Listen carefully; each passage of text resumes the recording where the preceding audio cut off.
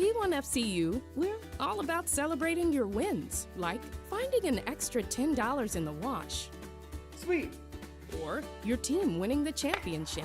And it's out of here. Yes! Woo! Your wins add up, just like earning dividends in an Ascend checking account. So let's celebrate the wins together. Open your account at p1fcu.org/win. P1FCU, your community, your credit union. Welcome to What If Idaho, the home of 1,000 paths for those that embrace possibility. There's no better place to be if you're looking for that next career, or just exploring. Life is a wide open door, no matter your age. Here at Next Steps Idaho, you can research careers and training options that work for you, and start a dashboard to keep your plans moving forward, so you can route your path from what if to what is at nextsteps.idaho.gov. Our army of IdahoSports.com action photographers are covering games all over the state. And now we've revamped our galleries to make it even easier to find and order your favorite action shots. Just go to IdahoSports.com and click the Action Photos link in the menu. Dear Detour, you asked us to measure up. So yeah, we did. When life slings you mud, sling it right back. Stay strong. Toyota Trucks. Toyota. Let's go places. Taking the hard path isn't always easy. It takes courage and determination to do hard things. Quitting tobacco and vaping is possible. You decide when. We'll show you how. Learn more at projectfilter.org or call 1-800-QUIT-NOW.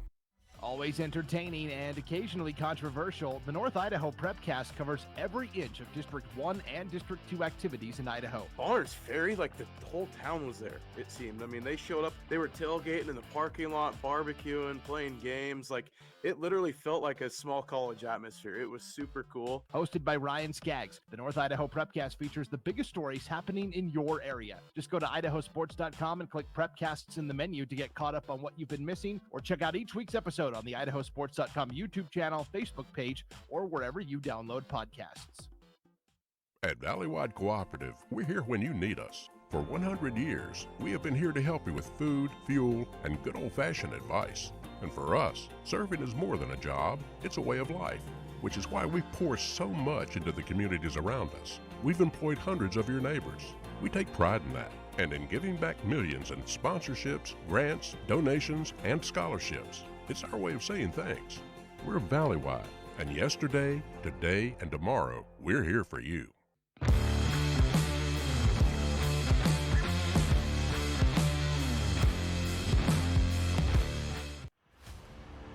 Do you show your Vandal pride? Dave sure does. He proudly dons the silver and gold when he's at work, mowing the yard, and especially on game day. Hey, can we get 3 tacos? I got this. Where did you get that? You don't have a Vandals debit card? Don't worry, Dave. You can get your Vandal debit card by visiting p1fcu.org/GoVandals. Go Vandals!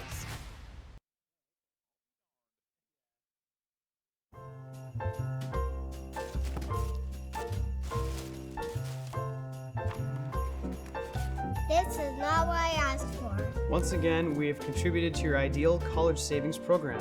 Love, Grandma and Grandpa. Give the gift of college savings this holiday season with Ideal, Idaho's 529 college savings program. Eventually, they'll appreciate it. I love it. Thank you. College costs money. We're Valleywide Country Store. For 100 years, we've been your #1 choice for food, fuel, farm supplies, and just about everything else you could need to get you through your day. We know you work until the job is done, and so do we. For gas on the go, or a little extra to help you get down the road, you can count on us. We are proud to employ your neighbors and to be a cornerstone of your community. We're Valleywide. Yesterday, today, and tomorrow, we're here for you. Dear road rivals, you may have 4 wheels and a similar build, but our resemblance ends right there. Later, Toyota. Find yours at Toyota.com. Toyota. Let's go places. Always entertaining and occasionally controversial, the North Idaho Prepcast covers every inch of District 1 and District 2 activities in Idaho. Bonners Ferry, like the whole town was there, it seemed. I mean, they showed up, they were tailgating in the parking lot, barbecuing, playing games. Like, it literally felt like a small college atmosphere. It was super cool. Hosted by Ryan Skaggs, the North Idaho Prepcast features the biggest stories happening in your area. Just go to IdahoSports.com and click Prepcasts in the menu to get caught up on what you've been missing, or check out each week's episode on the IdahoSports.com YouTube channel, Facebook page, or wherever you download podcasts. Vaping sucks you in quick, and the more you vape, the harder it is to quit. Not to mention all the chemicals and health problems. That's why thousands of teens are joining My Life, My Quit. Visit mylifemyquit.com or text Start My Quit to 36072. Dear Exit Strategy, all your pieces are in place. Thanks for being there when I need you most. Always Toyota SUVs. Toyota. Let's go places. Do you show your Vandal pride? Dave sure does. He proudly dons the silver and gold when he's at work, mowing the yard, and especially on game day. Hey, can we get 3 tacos? I got this. Where did you get that? You don't have a Vandals debit card? Don't worry, Dave. You can get your Vandal debit card by visiting p1fcu.org/GoVandals.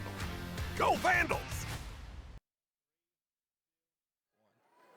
Welcome in, ladies and gentlemen, to another IdahoSports.com game stream. This has been an IdahoSports.com game stream presented by P1FCU. Additional coverage on IdahoSports.com is presented by Project Filter, the Idaho Department of Health and Welfare, Valley-Wide Cooperative, Next Steps Idaho, Your Health Idaho, your local Toyota dealers, and the Idaho Transportation Department. We're coming to you live from inside the Kibbe Dome and the campus of beautiful University of Idaho as we have the Logos Knights prepared to take on the Murtaugh Red Devils. Good evening, ladies and gentlemen. I'm Garrison Hardy, and with me in the booth is Brandon Bainey. Brandon, it's good to be doing another broadcast with you. We just got done with the 1 o'clock iteration of this game, and now we're switching roles. Yeah, call me crazy. That was a 90-0 win for Kendrick. I have a feeling this game might be a little closer. Indeed so. We've got some great teams in front of us here as the Logos Knights come into this game with an 8-0 record, just like we predicted from the offset of this season. Logos, a fantastic season, took a lot of people by surprise. And on the other side, we've got the Murtaugh Red Devils, who come in with a 7-2 record and maybe a little bit more experience. There's a storyline for us to get into right there, Brandon. But, man, we mentioned Logos coming in at 8-0. Not a lot of people expected that. I mean, this is the first playoff game in school history for Logos. It's only the third year of a varsity football program at Logos. They started the middle school program 5 years ago, and this class has kind of been working its way up. And, you know, year 1, 3-6, year 2, 3-6. So, yes, an 8-0 run was somewhat unexpected, not to the people inside the hallways at Logos, but maybe to outside observers. And it's been really impressive to watch this program build and develop. And here they are now, first playoff game in school history. How wide will their eyes be, and how quickly can they adjust them to normal size? Well, that brings us to the other side of the field. As the Murtaugh Red Devils, they've got a little bit more experience under the belt. Last year, they went 5-4 back in 2022 and lost to Lighthouse Christian 34-26 in the playoffs. But, Brandon, they had some injuries that affected their season last year. Yes, star tailback Junior Benitez was injured in the third game of the year last year, missed the entire rest of the season. He has been in the lineup every single night, and he has taken advantage. Garrison, 1,207 yards on the ground this year, along with 18 touchdowns. He is the focal point of this Murtaugh wing T attack. It's contrasting styles, right? Logos spreads it with 4 wide. Murtaugh brings everybody in tight with a couple of wing backs. Which style will win out tonight? And you talked to both of the coaches, Coach Holloway on one end and Coach Todd Jensen for Murtaugh. What were kind of the key aspects that they saw coming into this game? Yeah, let's put the spotlight on these coaches. Nick Holloway in his third year leading this Logos program, career record of 14-12 and a lot of football knowledge. He said basically we have to shut down their run game and do what we do on offense, which is a lot of deception, a lot of slot backs in motion, a lot of pre-snap shifting. It'll be interesting to see this Logos offense tonight. On the flip side, Murtaugh, their head coach Todd Jensen, he is in his 8th year as a football coach. He's been at Murtaugh since 2017. He has a record of 37-39 on the gridiron, but where he's really made his bones is on the basketball court. He is a fantastic girls basketball coach as well. He coaches the Murtaugh varsity. He has won 4 state basketball championships, 1 at Marsh Valley, 3 at Sugar Salem. Check out the career winning percentage in girls hoops, 248 and 98. Not bad. And at the girls state basketball tournament all time, he is 16-6, and he is 4-0 in state championship games. So Coach Jensen certainly knows what it takes to get it done at the state level. He hasn't done it in football yet. Sure. Maybe this is the year for Murtaugh, but their keys to the game, he said, we got to control the line of scrimmage. That's on offense, that's on defense, and with 3 two-way linemen, all over 200 pounds, they've got the size up front to do it. And now we have the captains out at midfield on that iconic block I for the Idaho Vandals as we are awaiting the coin toss. And now, Brandon, on the flip side with Logos, in years past, that was their weakness, was that front 7. They weren't able to stop really anybody from running the football, which was kind of difficult in a league that has Kamei, that has Clearwater Valley, both power running programs that essentially ran over the Knights. This year, that hasn't been the case. Yeah, it's been a lot of good, versatile athletes. Today we're going to see them go with 2 linemen and 4 linebackers to try and counteract this power rushing attack of Murtaugh. And on the flip side, sometimes the best defense is a really good offense. This Logos offense has churned out the points this year. Both teams have. I mean, Murtaugh is averaging 54 points per game. Logos is averaging 59.3, and it's all led by Jack Driscoll, the senior trigger man. 1,875 yards and 29 touchdowns through the air, 922 yards and 16 touchdowns on the ground. I anticipate he'll cross that 1,000-yard mark today. And how about this? 29 touchdowns, only 1 interception. How about that TD to pick ratio? Well, I said this in the last game. I just wish he was more efficient. But nonetheless, it sounds like we're going to have a great basketball game on our hands if both these defenses can't figure one another out. 2 very contrasting styles getting set to do battle here in the Dome as we are all set to get things going here. Logos coming out in their home uniforms, the navy and white helmets, pretty much all navy, kind of a Penn State, but in reverse, as it were. Yeah. And then on the flip side, we have the Murtaugh Red Devils coming out with their white uniforms, red trim, and black helmets on top. And it's going to be kicked off from left to right. Now, Murtaugh is starting this game kicking the ball, so that means they are going to start the second half with possession. But that also means that this dangerous Logos offense takes the field first. And back deep to receive, we've got a couple of speedsters in their own right. That's number 16, Lucius Comas, and number 55, Henry Sunley. The Red Devils are on a mission, you could say. They took out Lighthouse Christian last week.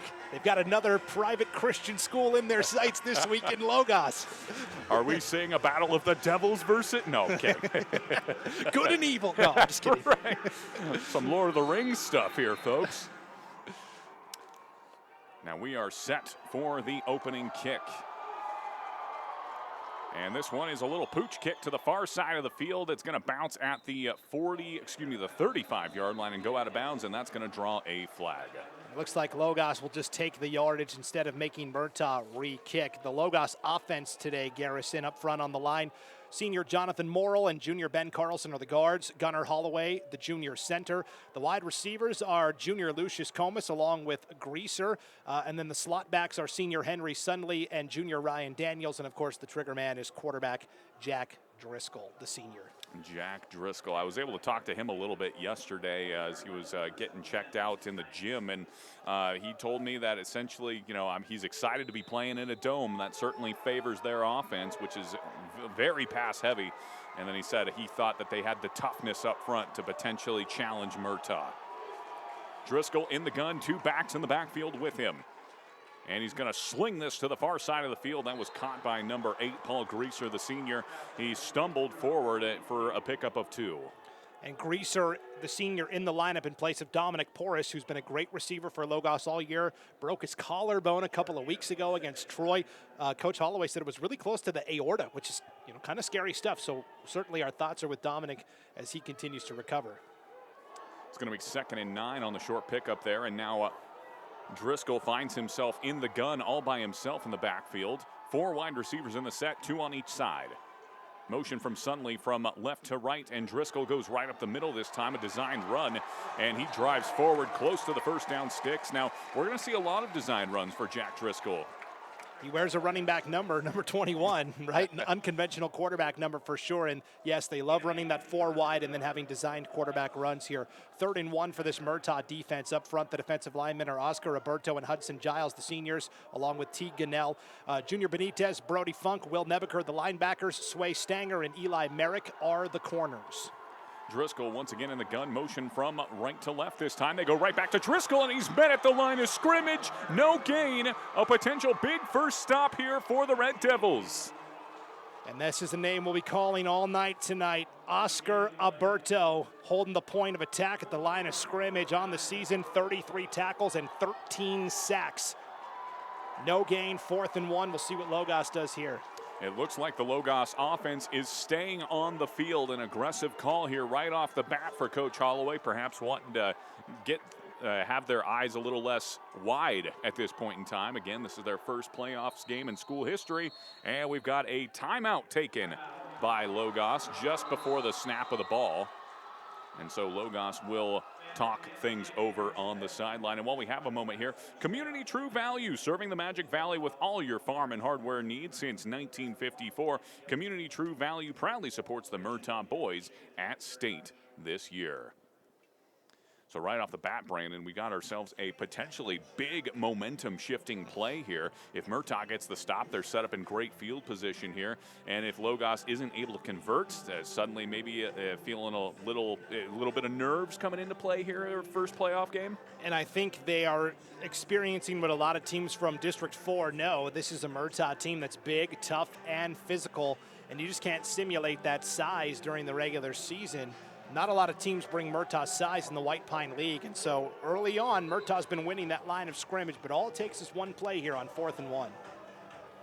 So 4th and 1 here. They come out with 4 wide receivers once again. You're going to be hearing a lot of that tonight, 2 on each side. And what makes this offense unique is the 2 guards are in the backfield, and then sometimes they'll shift onto the line of scrimmage, and sometimes they'll stay right back where they are. And now that makes the wide receiver on the near side here legal as Sunley goes in motion. Jack Driscoll keeps it himself, dives forward, and it looks like he got it based on the spot we've been given. Oh, wow. Hudson Giles got him by the ankle, but Driscoll doing his best Superman, stretching out, and gets it by probably the nose of the football, gets the first down. So a fresh set of downs here for the Knights as they just cross midfield here at the 49-yard line into Red Devils territory.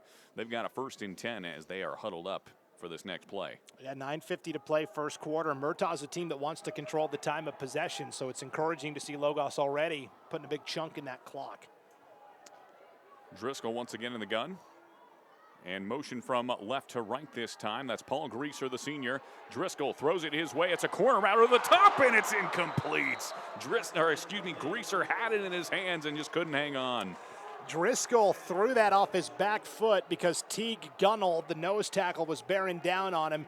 And Greaser had not one but 2 guys beat. One of those deals where you look up and you're in the lights in the Kibbe Dome. Logos hasn't played here at all this year. This is a new experience for them. Sometimes you lose it in the lights, incomplete. 2nd and 10 now. Motion again from the left side of this formation. Sunley goes to motion on the far side and looking kind of a wheel route here, but they pick the slant and it's incomplete. Once again, that was Paul Greaser, the intended target.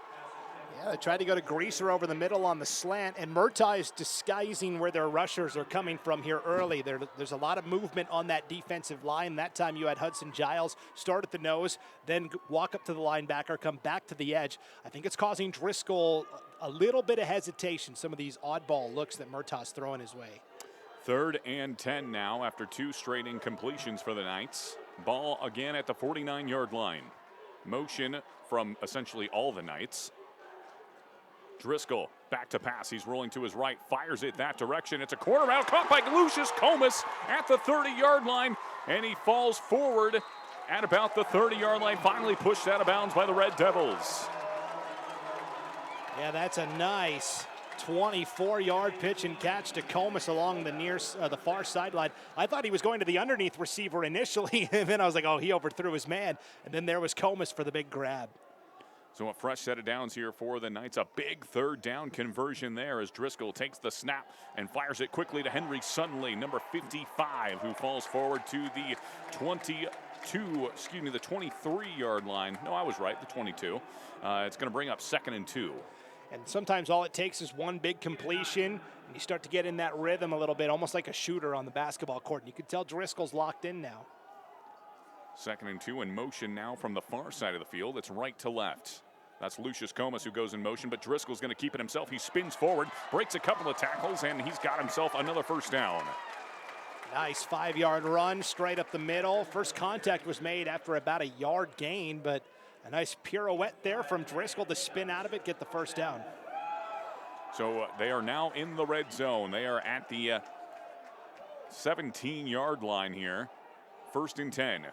Again, 4 wide receivers. Motion from right to left, it appears.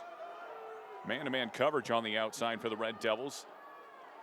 They've got 5 in the box. Driscoll, he's going to roll to the left. Gets a crackback block there, but he's pushed out pretty quickly. It looks like maybe he got back to the original line of scrimmage. Not really sure what the play design was there. Good disciplined defense that time by Murtaugh. You talked about Sunley had that backside block. Murtaugh recognized that and read it really early, and that was Eli Merrick, the linebacker, who forced him out for no gain.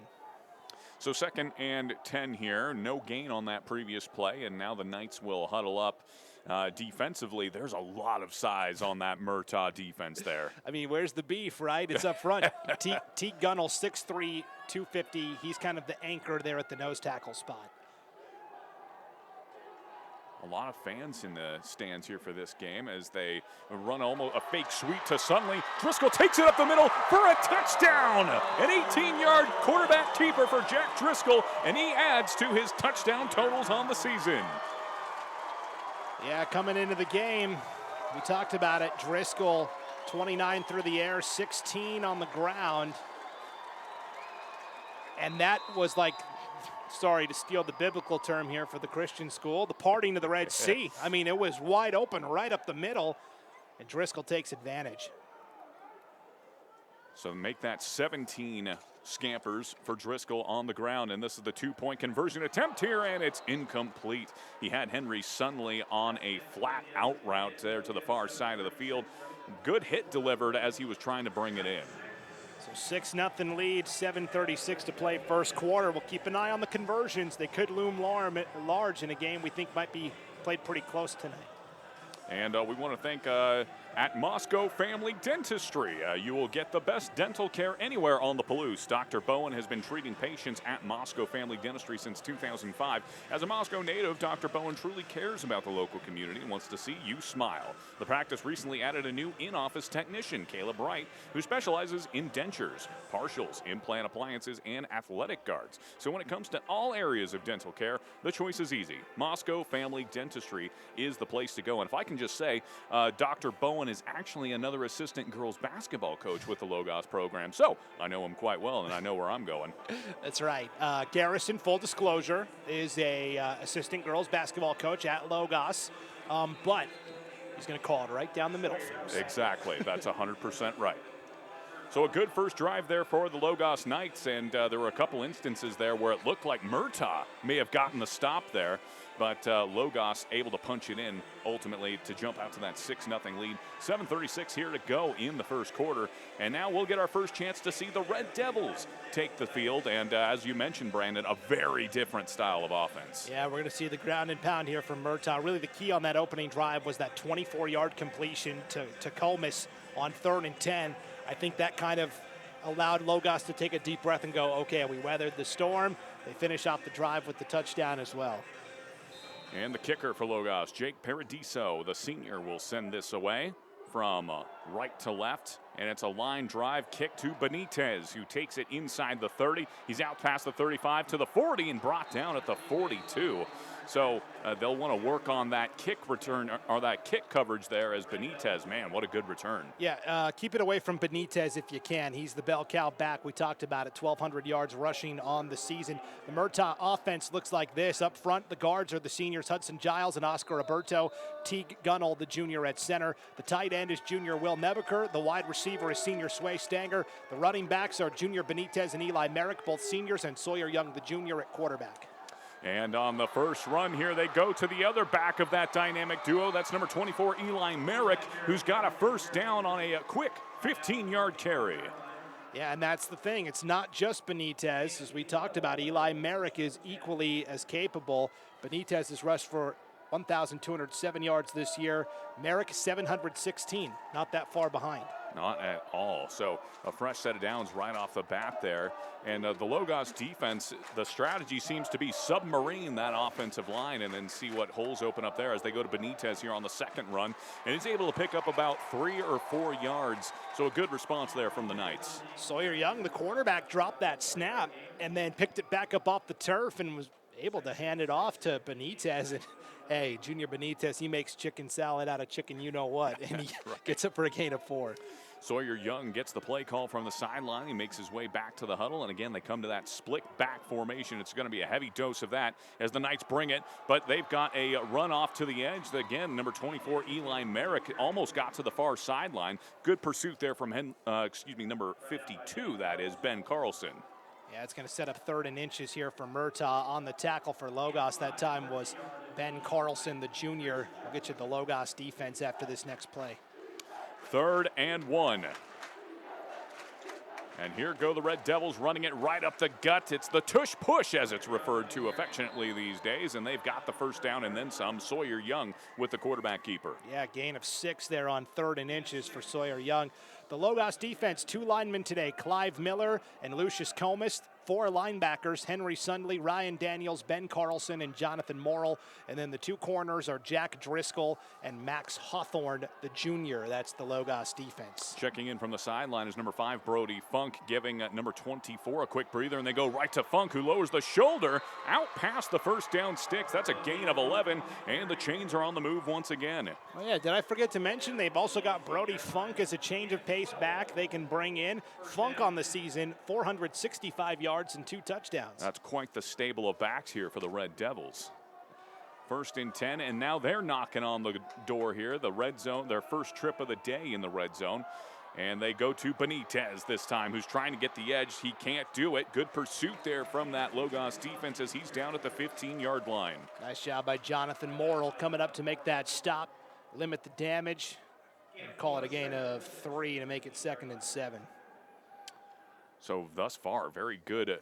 Even though this is a run team, they do have a pretty up-tempo pace, which that's probably going to wear down a defense over time. That's what they're banking on, is that size and strength wearing down opponents. But I'll tell you what, Logos has got depth, unlike any team Murtaugh's seen this year. And they go back to Benitez this time. He can't get to the outside, so he cuts it back all the way. He may have the edge here. He's being pursued from behind, but touchdown! That's his first touchdown of the day, Junior Benitez. Wow, just how they drew it up, right? A 17-yard touchdown run by Junior Benitez. Started right, ran into a wall. Saw nobody on that left side, cut against the grain, takes it in for 18 yards in the score. Wow.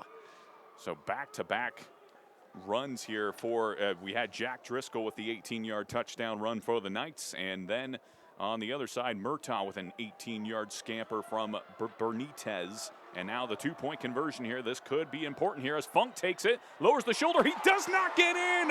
What a stiff stand there from the Knights defense. Wow, trying to make sure I identify the right tackler there. And coming up to make that stop for Logos was Ben Carlson, and also in there was Sundley. Great job by those two to make the stop, and So here we are, tied 6-all, 4:47 to go in the opening quarter. Hey, settle in, Garrison. This is going to be a fun game tonight. That's right. Just as I said, we could have ourselves a fun basketball game on our hands if the defenses can't figure the other offense out. 6-6 with 4:47 to go here in the first quarter. And improve the quality of your crops, the longevity of your silage, and the health of your livestock with proven products and customer service at Key Ag Distributors, a proud supporter of the Murtaugh Athletics. So, man, just back-to-back scoring drives, back-to-back very different-looking drives. On the one hand, you've got Jack Driscoll being the distributor to his wide receivers, and on the other side, to be frank, the Red Devils, frankly, ran over Logos' defense in that first drive. And now we're going to find out, this coaching matchup, right? Coach Holloway for Logos, Coach Jensen for Murtaugh. Which side makes the adjustments, because it's like a boxing match, right? Both teams came out and landed some blows on their opening possessions, and that's what I'm most excited to see. Which coach is able to make the adjustments necessary to pull out this win. Yeah, on the near sideline, on the far sideline, you talked about the experience of the Murtaugh coaching staff, or at least the head coach. And on the near side with Logos, they've got a wealth of knowledge in their own right, with Nick Holloway having pro experience, J.C. Christensen being a longtime coach. They even had River Craycraft from the Miami Dolphins out at one of their practices. So a lot of knowledge on Logos as well. Anytime you can have an NFL guy show up and hang out for the night, that's pretty good. That's right. And that is, again, an out-of-bounds kick there for Murtaugh. And both sides have said, hey, we're not doing this. We're not doing this thing where we kick it deep to your electrifying athlete and have them return it. We'd rather take the ball at midfield and take our chances. And that is what they will do. So Logos will start this drive off at the 40-yard line here, or as soon as it's spotted, that is. It looks like it's going to be the 39 to be precise. So Driscoll started tonight 2 of 4 passing for just 8 yards, but then he's completed 3 in a row, 24 yards, 9 yards, and then he had the 17-yard touchdown run also. So yeah, as you mentioned, it was like a shooter got his rhythm, and suddenly the offense just really opened up for the Knights on that last drive. We'll see what they're able to do here, maybe hone in on some of that as the officials are talking some things over here. Yeah, so when a ball goes out of bounds, they either take it at the 35 or they can mark it where the ball went out, which it appears is what they're doing in this case. It went out at the 39-yard line. And our officials just want to make sure they've got that ball spotted correctly. It can be a little confusing at times. Right. And they are, so we're set to go. Now, and we're incredibly thankful for what the officials do across the state of Idaho, not just at this game. It's going to be 1st and 10 as Driscoll once again is the gun. 4 wide receivers out in this set, 2 on each side as suddenly goes in motion from left to right. And it's going to be a fake sweep. Driscoll right over the top. He's got a receiver and then some. He's at the 30. He's at the 20, 10, 5. Touchdown Logos. That was Ben Carlson who actually snapped the ball, and then he went the distance for a touchdown. That's what makes this offense so difficult to defend, because of the way that Logos shifts their personnel around. A player like Ben Carlson can snap the ball and then go into the pattern. He's officially a legal receiver, and he went right down the middle that time. Driscoll, a little lollipop over the top, nobody home, a 61-yard touchdown. Wow, what an answer. Not a bad answer indeed. And now an important 2-point conversion comes here because no team has converted. They go right up the middle to Morrill, and he's not going to get there. An excellent stand by that Red Devils defensive front. They were showing their strength right there. I think they were pretty motivated after giving up the big touchdown to stuff the 2-point run. And so, hey, 4:38 to play, first quarter, 12-6 Logos, 3 possessions, 3 touchdowns. Which side's going to blink first? Exactly. Well, and now we're going to get to see the Red Devils offense come back out and try to establish their run game once again. They were able to do so and then some on that last drive as they drove all the way down the field methodically just chunking 10 yards, 5 yards, 15 yards, and so on until they punched it into the end zone. That last drive for Logos, one play, 61 yards, 9 seconds off the clock. So sounds like Kendrick. Yeah, right. Maybe Logos took some notes from that first game today. Right. They'll play next year. They'll be opponents in the White Pine League. Logos and Kendrick. The White Pine League just got that much more dangerous as far as the depth of teams that they have in that league. And now if I'm Murtaugh and head coach Todd Jensen, just seeing how quickly Logos scored, I might reconsider my strategy on the clock and, maybe try to use it a little more on this next drive. Yeah, Murtaugh, even though they were a run-heavy drive that last drive, they did move the ball pretty quickly down the field and quickly got to the line of scrimmage. And now we have Jake Paradiso here set to kick things away for the Knights. Last time they kicked it right to Benitez, and maybe they'll go away from him this time. Well, they head in his direction, but that is right out of bounds. So no return once again. We'll see what the Red Devils want the Knights to do, seeing as that was a penalty. I think they'll just take it right at the 35-yard line for a 1st and 10. They're going to confer, of course, but there's a sign that's hung up on the opposite side of the Kibbe Dome here, Garrison, and it says, "Things are about to get heated. Logos Knights undefeated." I'm very confused. I'm not sure which school that's for, because you could say things are about to get heated. Oh, okay, Red Devils. Right. But then it's like Logos Knights undefeated. It's like a neutral sign. It kind of is.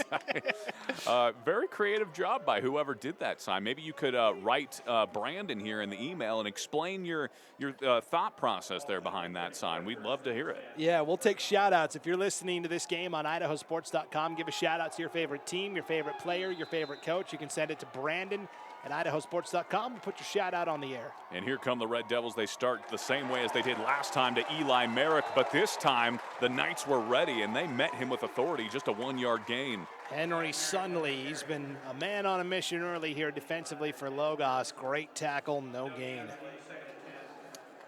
So they're going to call it 2nd and 10 here.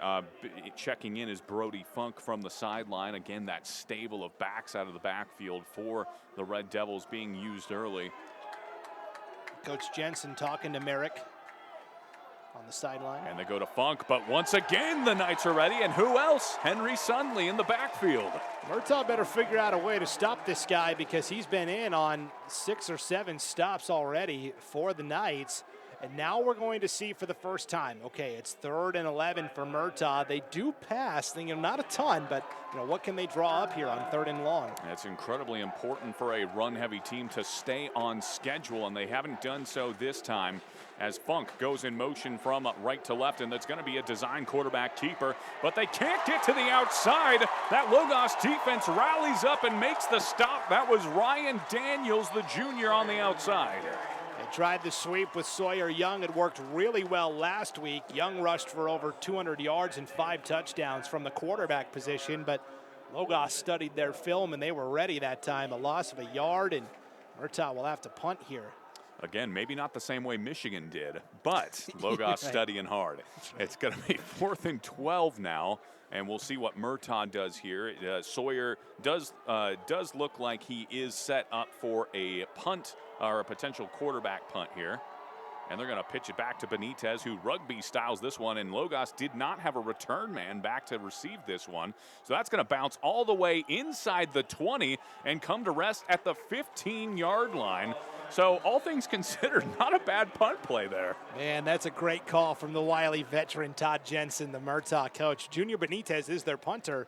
And so you saw they lined up in a regular formation. They brought Benitez in motion as the wingback. Young pitched it back to him, little rugby kick like you said, and I love it. That's a great play call. And now suddenly the Logos offense have 75 yards of green in front of them here. Or excuse me, 85 yards of green in front of me here. I didn't pass math. In any case, the Knights here with a lot of room to work as they face this stout defense from Murtaugh. Driscoll once again alone in the backfield. 4 wide receivers in the set, 2 on each side. Driscoll takes the snap and it's a slant route across the middle to Lucius Comas. He's not able to break away, though, from Junior Benitez. A good open field tackle, and that's a gain of about 7 on the slant. Yeah, we talked about Benitez and offensively what he's done this year. Also 39 tackles and 3 interceptions from that linebacker spot on defense also. So it's going to bring up 2nd and 2 after the pickup there of 8 for Comas. Driscoll, they go hurry up this time around. He's going to roll to his right. Great blocking from that Knights offensive front. He's got plenty of time. He's looking. Great coverage downfield, and Driscoll fires it to Greaser once again, and it was off his hands and incomplete. Greaser's had a bit of a tough day thus far. We saw like a reverse pancake there where both of the Red Devils defensive linemen kind of pushed over the Logos O linemen, but then they hit the ground too, and they weren't able to get up. So that's what allowed Driscoll the time to roll out and throw that pass. That was interesting. You'll take what you can get, I suppose, if you're the offensive line in that point. What's the opposite of a pancake? Like a waffle? A plaid pancake. Yeah. My goodness. So it's still going to be 3rd and 2 after the incompletion there. Murtaugh hoping to get off the field quickly here so they can try and tie things up. 2:03 to go here in the first quarter. Driscoll back to pass, looking, and it's an out route there to Comas once again. He's trying to get away from one tackler, but he was grabbed by the ankle and just had to go down. But it's still going to be a fresh set of downs for the Knights. Yeah, pitch and catch, gain of 4 on that far side to Lucius Comas, and he's starting to heat up with 3 grabs now. And that's where you saw Murtaugh. Sawyer Young, the safety, played way off defensively. A little apprehensive perhaps after giving up that 61-yard touchdown on the previous drive, but that allowed Comas to find the sticks and get the first down. So 1st and 10 now. Ball spotted out past the 25-yard line, and it's another deep ball here, and it's caught by Henry Sunley, who rolls forward, and he comes to rest at the 45-yard line. And there is a Red Devils player down here, but it looks like he's okay. He's setting back up. That's actually Junior Benitez. And he is limping pretty significantly. He's got a big knee brace on that right leg. That's the knee he injured last year.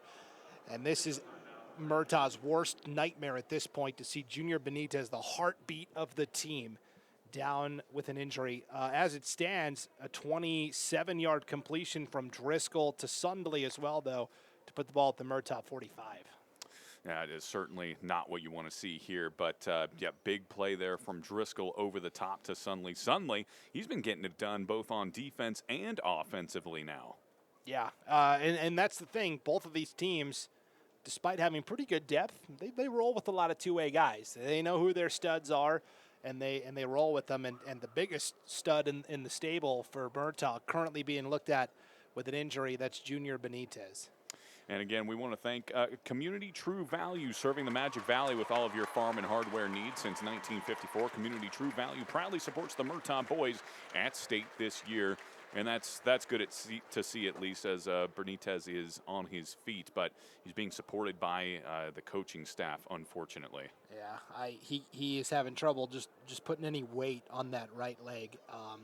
And in fact, Coach Todd Jensen on his left, one of the assistant coaches on his right, they are going to help him make that slow walk off the field. And I think Murtaugh is going to have to prepare for, all right, life without Junior Benitez. What does that do? Brody Funk, all of a sudden, you've been a complimentary back. Yeah, you're going to have to put a little more on your plate here, and hopefully you brought your appetite. Right, and like you said, fortunately, they do have that stable of backs with Eli Merrick, number 24, also Brody Funk. And then even their quarterback, Sawyer Young's probably going to have to get more involved here, as the Red Devils are dealt a pretty devastating blow here just from the looks of things. And now the Knights, they've got a fresh set of downs here. Ball's at the 45-yard line in Red Devils territory here.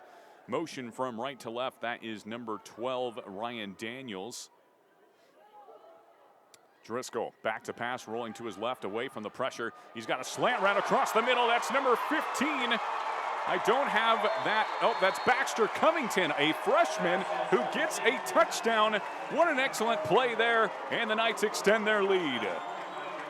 How about Logos sneaking the freshman onto the field during that injury timeout? Right. 45-yard connection from Driscoll to Covington.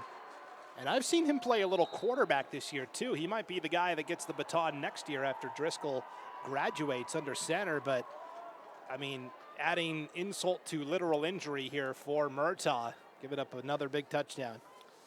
And now the two-point conversion comes up here, and again, these could be big. Nobody's converted a two-point conversion as of yet. As Driscoll takes the snap, it's a quick slant across the middle, and still nobody has converted a two-point conversion as he tried to hit one of his favorite targets, Lucius Comas, who it now looks like he's got the wind knocked out of him a little bit after he got a pretty heavy hit delivered to him on that slant route.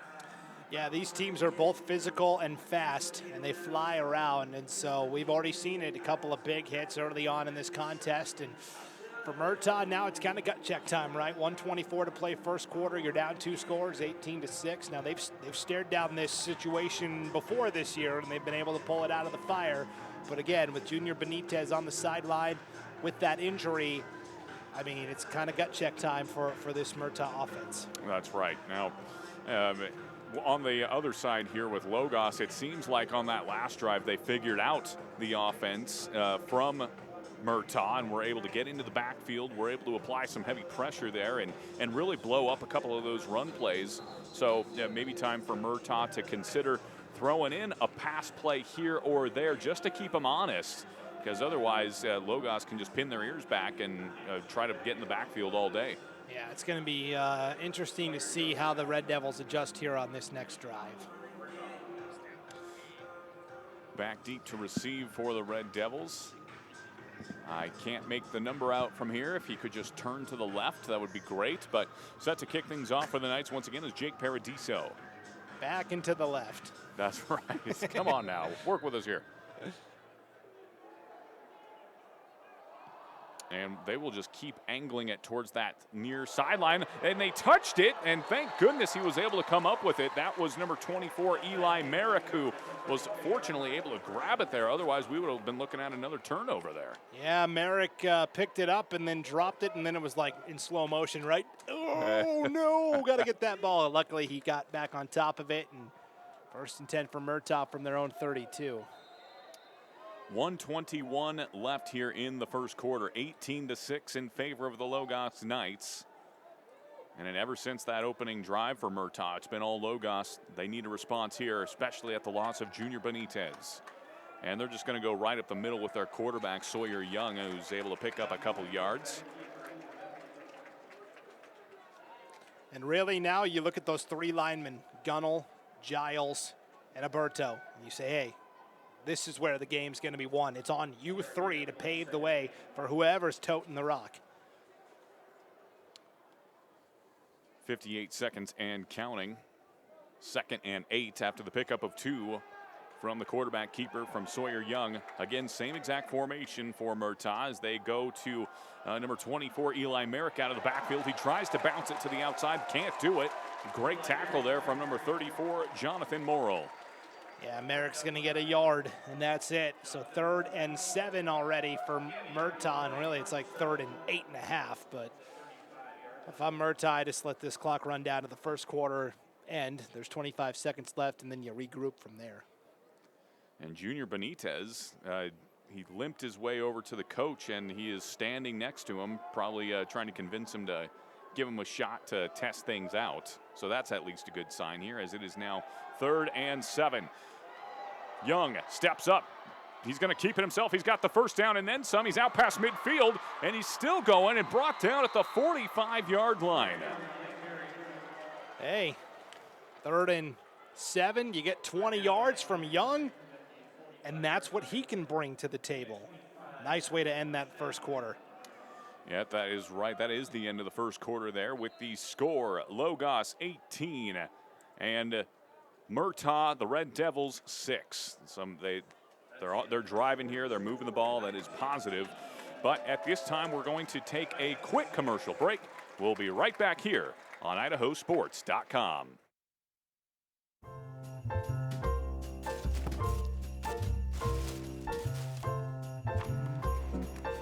This is not what I asked for.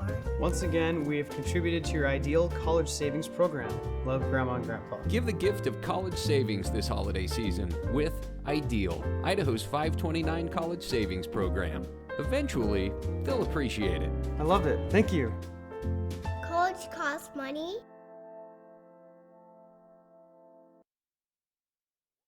Ladies and gentlemen, welcome back, ladies and gentlemen, to Moscow, Idaho, here on the campus of the University of Idaho. We're inside the Kibbie Dome as the Logos Knights are taking on the away team, the Murtaugh Red Devils, and currently Logos with an 18-6 lead, but Murtaugh hoping to cut into that lead here as they are driving at the 45-yard line, 1st and 10.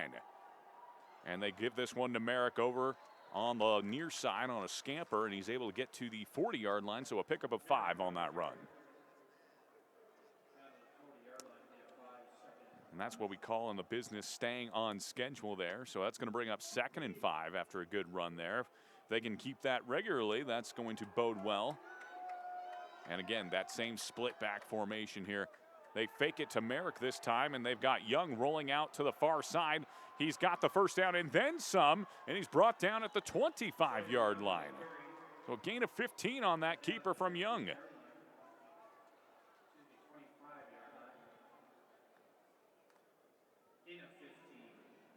Fresh set of downs here for the Red Devils. They're now at the 25-yard line, so another red zone opportunity here. Last time they were in the red zone, they punched it in to put out their only score of 6 points now. They're hoping to add to it here.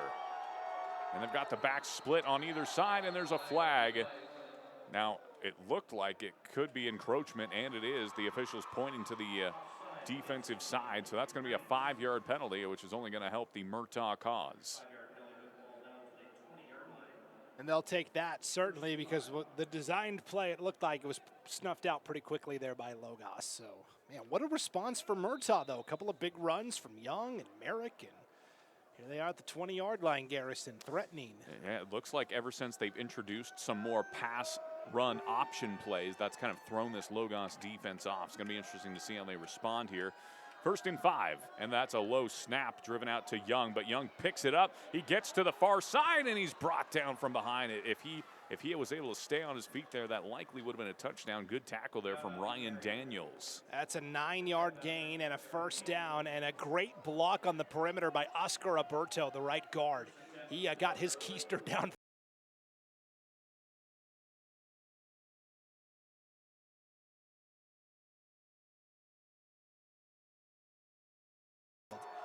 That had been a couple of drives of Logos pushing them around, so they want to get some revenge here as they go to Funk on the far side, but he's not able to get much of anything there. A good response from that Knights defense. That time, Logos crowded the box, basically 7 guys up front there, and they timed it. They timed the snap, they timed the blitz. They came this close to going offside and encroaching, but when you time it up perfectly, that's usually what happens. Big play defensively. And so no gain on that run there. It's going to be 2nd and 10 now. Ball spotted at the 12-yard line. So they still could technically get a 1st down at the 2. And they're going to go to the near side this time. It's coming up to make the tackle. No gain. 3rd and 10 here for Murtaugh. Obvious 2-down territory with 10-10 to play before halftime. So you don't have to get all 10 yards here, but you'd like to get a chunk of it. And Sawyer Young has been the main culprit of a lot of their success on this drive, so it's going to be interesting to see how they get him involved on this play. 9:50 and counting. The Logos fans here on the near side getting loud on this big 3rd down. Motion from the near side. Young back to pass, looking, rolling to his right. Still looking downfield. He's got to string this out as far as he can, but he's brought down in the backfield, and that's a sack from Lucius Comis. Yeah, big sack there from Lucius Comis, one of the defensive ends for Logos. That's going to be a loss of 7 to make it 4th down and 17. They can get to the 2-yard line and still pick up the 1st down, but man, that ball back at the 19-yard line. That's asking a lot from a team that doesn't ordinarily throw it, but obvious passing down here. And as a result, these Logos defenders up front are going to be able to pin their ears back and bring the pass rush over. Yeah, and Murtaugh on that last play they brought in a jumbo tight end, if you will. He's a nose tackle on defense, and then he's basically another lineman on offense, number 69, Aiden Mater, 5'10", 165. But he was an eligible receiver in that last passing play, and he was coming over the middle on a crosser, The problem is by the time he had gotten enough separation from his defender, Young had run out of time and space on that sack by Comas. So interesting strategy there. You bring in the bigger guy as an extra blocker, but then you run him into the pattern too, and that can cause some problems also. Yeah, so good catch there maybe from Logos.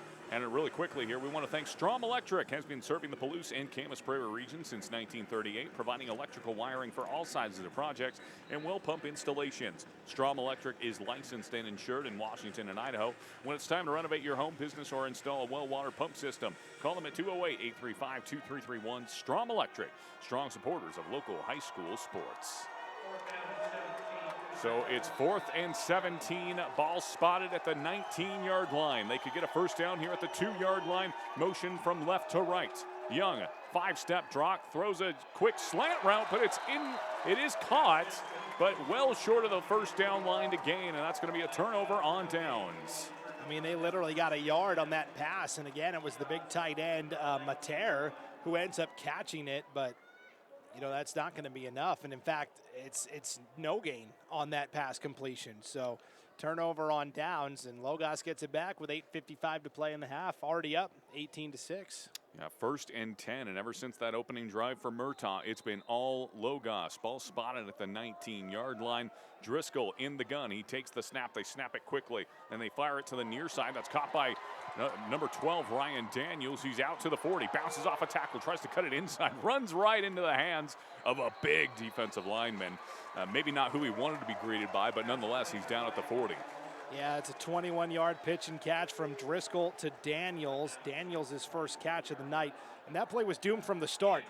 Oscar Alberto, the Murtaugh defensive end, was pointing as Daniels was in the slot like, hey, anybody going to get this guy? Driscoll recognized it, threw it to him right away. Murtaugh blown assignment there defensively. Yeah, it seems as though Murtaugh's size there is getting they aren't able to use it to their advantage because everything's out on the edge here. Driscoll fires another pitch and catch play here to Henry Sunley, who's out past the 50. He's in the 40, 45, 30, and brought down at the 26-yard line. That's a huge pitch and catch gain there to Sunley. It was just a simple hook route there, Bainey. Yeah, and again, missed tackle by Murtaugh defensively on that 34-yard connection. Sway Stanger lowered the shoulder and tried to put the big hit on, but Sunley, pretty big guy himself, shook it off. Yeah, Sunley's a linebacker in his own right there on the body of a receiver. So 1st and 10, ball spotted at the 25-yard line after the big pitch and catch there from Driscoll to Sunley. Sunley's lined up on the far side in the slot. 4 wide receivers in the set here, 3 down linemen for the Red Devils. They bring 4, though. Driscoll is running for his life, rolling to the left, fires it towards the end zone. What a catch! That was brought in by number 15, Baxter Covington, the freshman, and also a backup quarterback. He's down at the 2-yard line. What a tremendous catch to come back to it, to make the grab down to the 3. That's a gain of 22 there to Covington. Just a freshman. Yeah, Driscoll is slinging this ball all over the field, and it's Murtaugh is on their heels for sure here. 1st and goal from the 2. Driscoll in the gun by himself in the backfield. They've got 6 in the box, that is, for Murtaugh. And offsides. That looked like the defensive end, or the quarterback actually, Sawyer Young, blitzed a little too early there. That's going to move them maybe 1 yard closer. Yeah, you'll go from the 3 to the 1.5. Right. I mean, for our purposes, we'll call it the 2. Actually, that's closer to the 1. Yeah, we'll call this from the 1. Yeah, there we go. So, ball spotted at the 1.5. No. 1st and goal. Again, they've got 6 in the box here, but now one of the defenders goes out to cover the receivers on the right side of the formation. Driscoll, he's going to roll that way. He's got plenty of room, so he's just going to keep it himself for the 2-point conversion, or excuse me, the touchdown. Kind of a bigger deal there.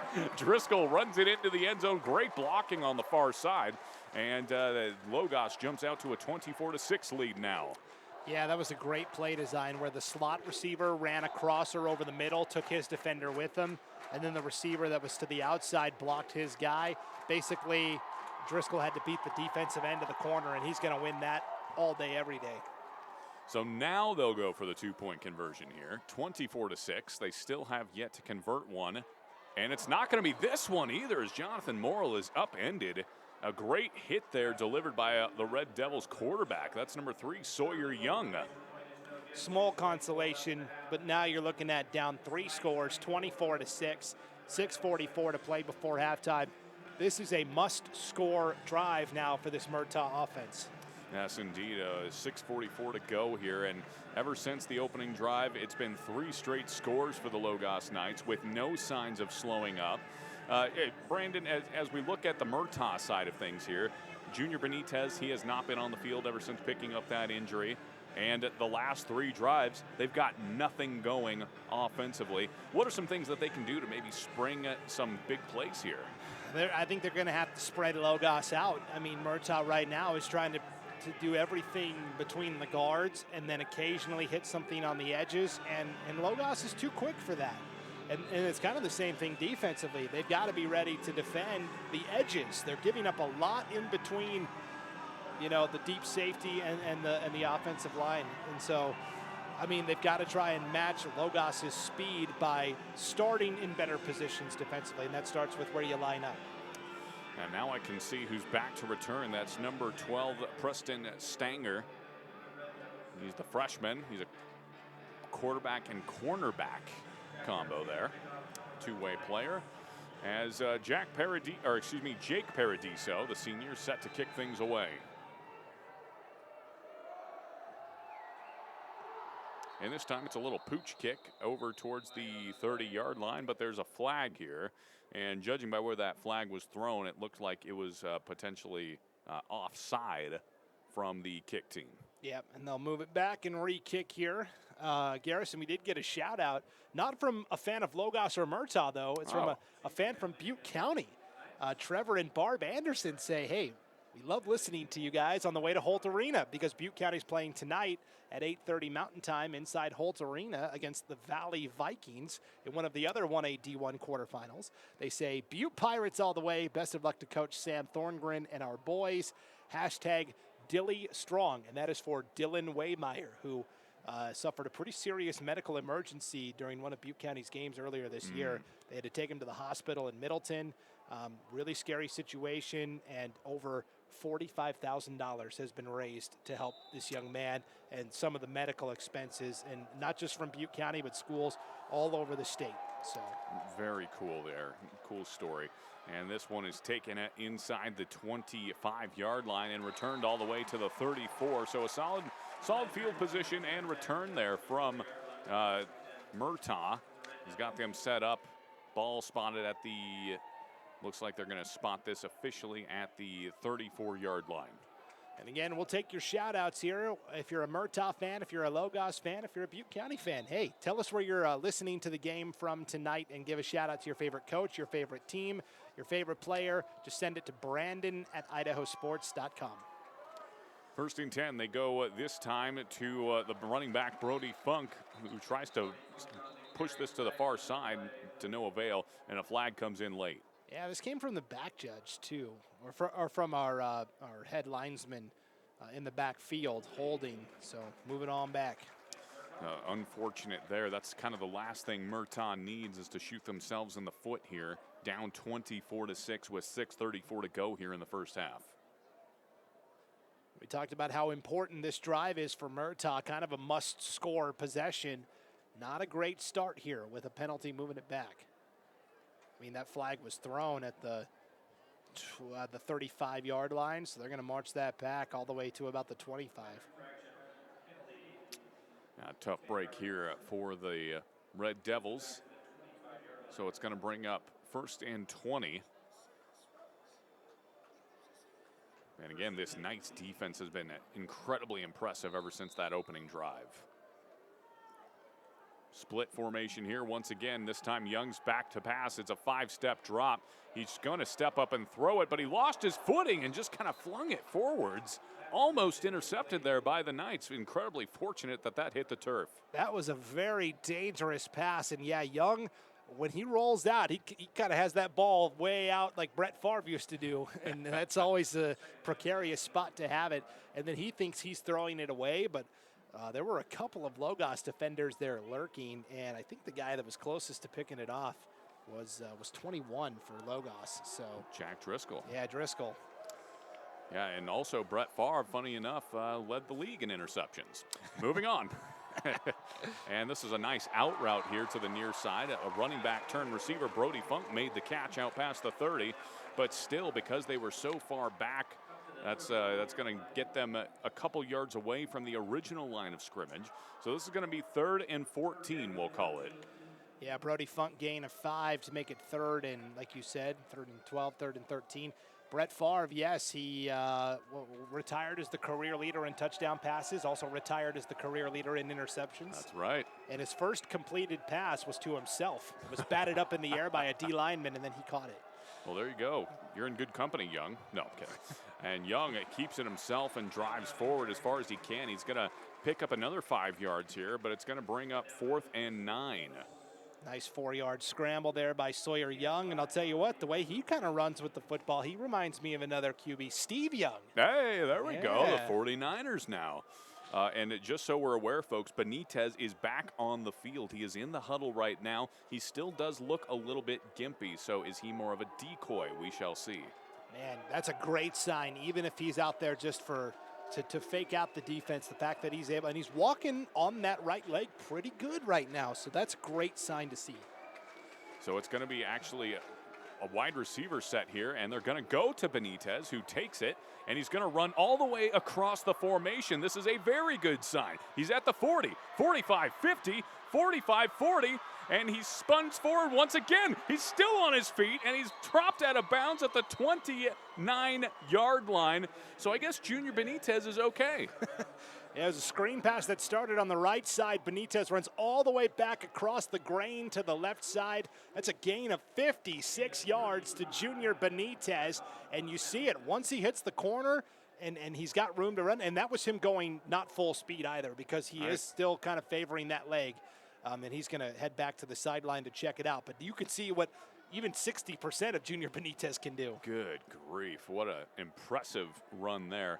And yeah, he is limping off to the sideline now, so it seems as though they're going to have to use him sparingly. But just even having him in that back pocket is a major plus here for the Red Devils, as Young keeps it. He's going to run to the far side. He does get the sideline, and he's pushed out at the 25-yard line. Nice 4-yard run there by Young. And I'll tell you what I think that play was supposed to be, because Murtaugh did this last week. I think that was a halfback pass. I think they were throwing it to Benitez, and then Benitez was going to throw it downfield, but the Logos defense closed so quickly, he said, all right, guess I'm going to take off and run with it, and took a busted play and picked up 56 yards like we said. But I think that was a designed halfback pass. It looked like they could have been set up for it as well, because they had all the running backs gathered on that side of the field.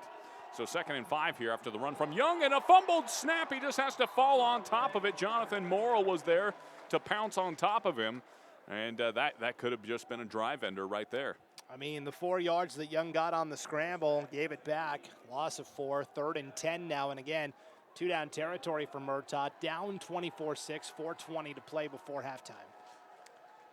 Yep, this could be another bend, don't break scenario here for the Knights. On the last drive, the Red Devils were inside the red zone, but just could not finish the drive. Excellent stop from Logos. Let's see what they come up with here. 3rd and 10. Young back to pass. He's all the way at the 40. Fires it deep over the top. It's caught! We'll see what they call here, folks. Was that a touchdown? It was! That was the running back, Eli Merrick. A deep pass over the top all the way from the 40-yard line into the end zone. So he'll get credit for what, a 30-yard touchdown pass there? Yeah, 29 yards out to Eli Merrick, and Sawyer Young put everything he had into that throw. If you're the Logos defender, you can't let that happen. Merrick was at the 1-yard line, and the closest defender was still at the 5. Merrick is able to spin around. He turned the wrong way, actually, and then stuck out to the pylon. That's why there was hesitation about did he actually cross the goal line or not, but what a throw and catch. And now the 2-point conversion attempt here. Young, he gets it, and that is the first 2-point conversion of the day. And so that makes the score the Logos Knights 24 and the Murtaugh Red Devils 14. That was, you said this was a must-score drive, and the Red Devils did just that, and they got the 2-point conversion. I mean, good teams find a way, right? Not every game is like Kendrick where you win 90-0. Sometimes things are not going your way and you just dig deep and you find a way and you win ugly. And that was, I mean, again, it seemed like Murtaugh had a lot of positive plays and then a fumbled snap and a penalty. And so it wasn't the prettiest drive, but all they care about is it ended with a touchdown and a 2-point conversion. And yeah, 3:58 to go before halftime. They've cut it to 10. That was huge for Murtaugh.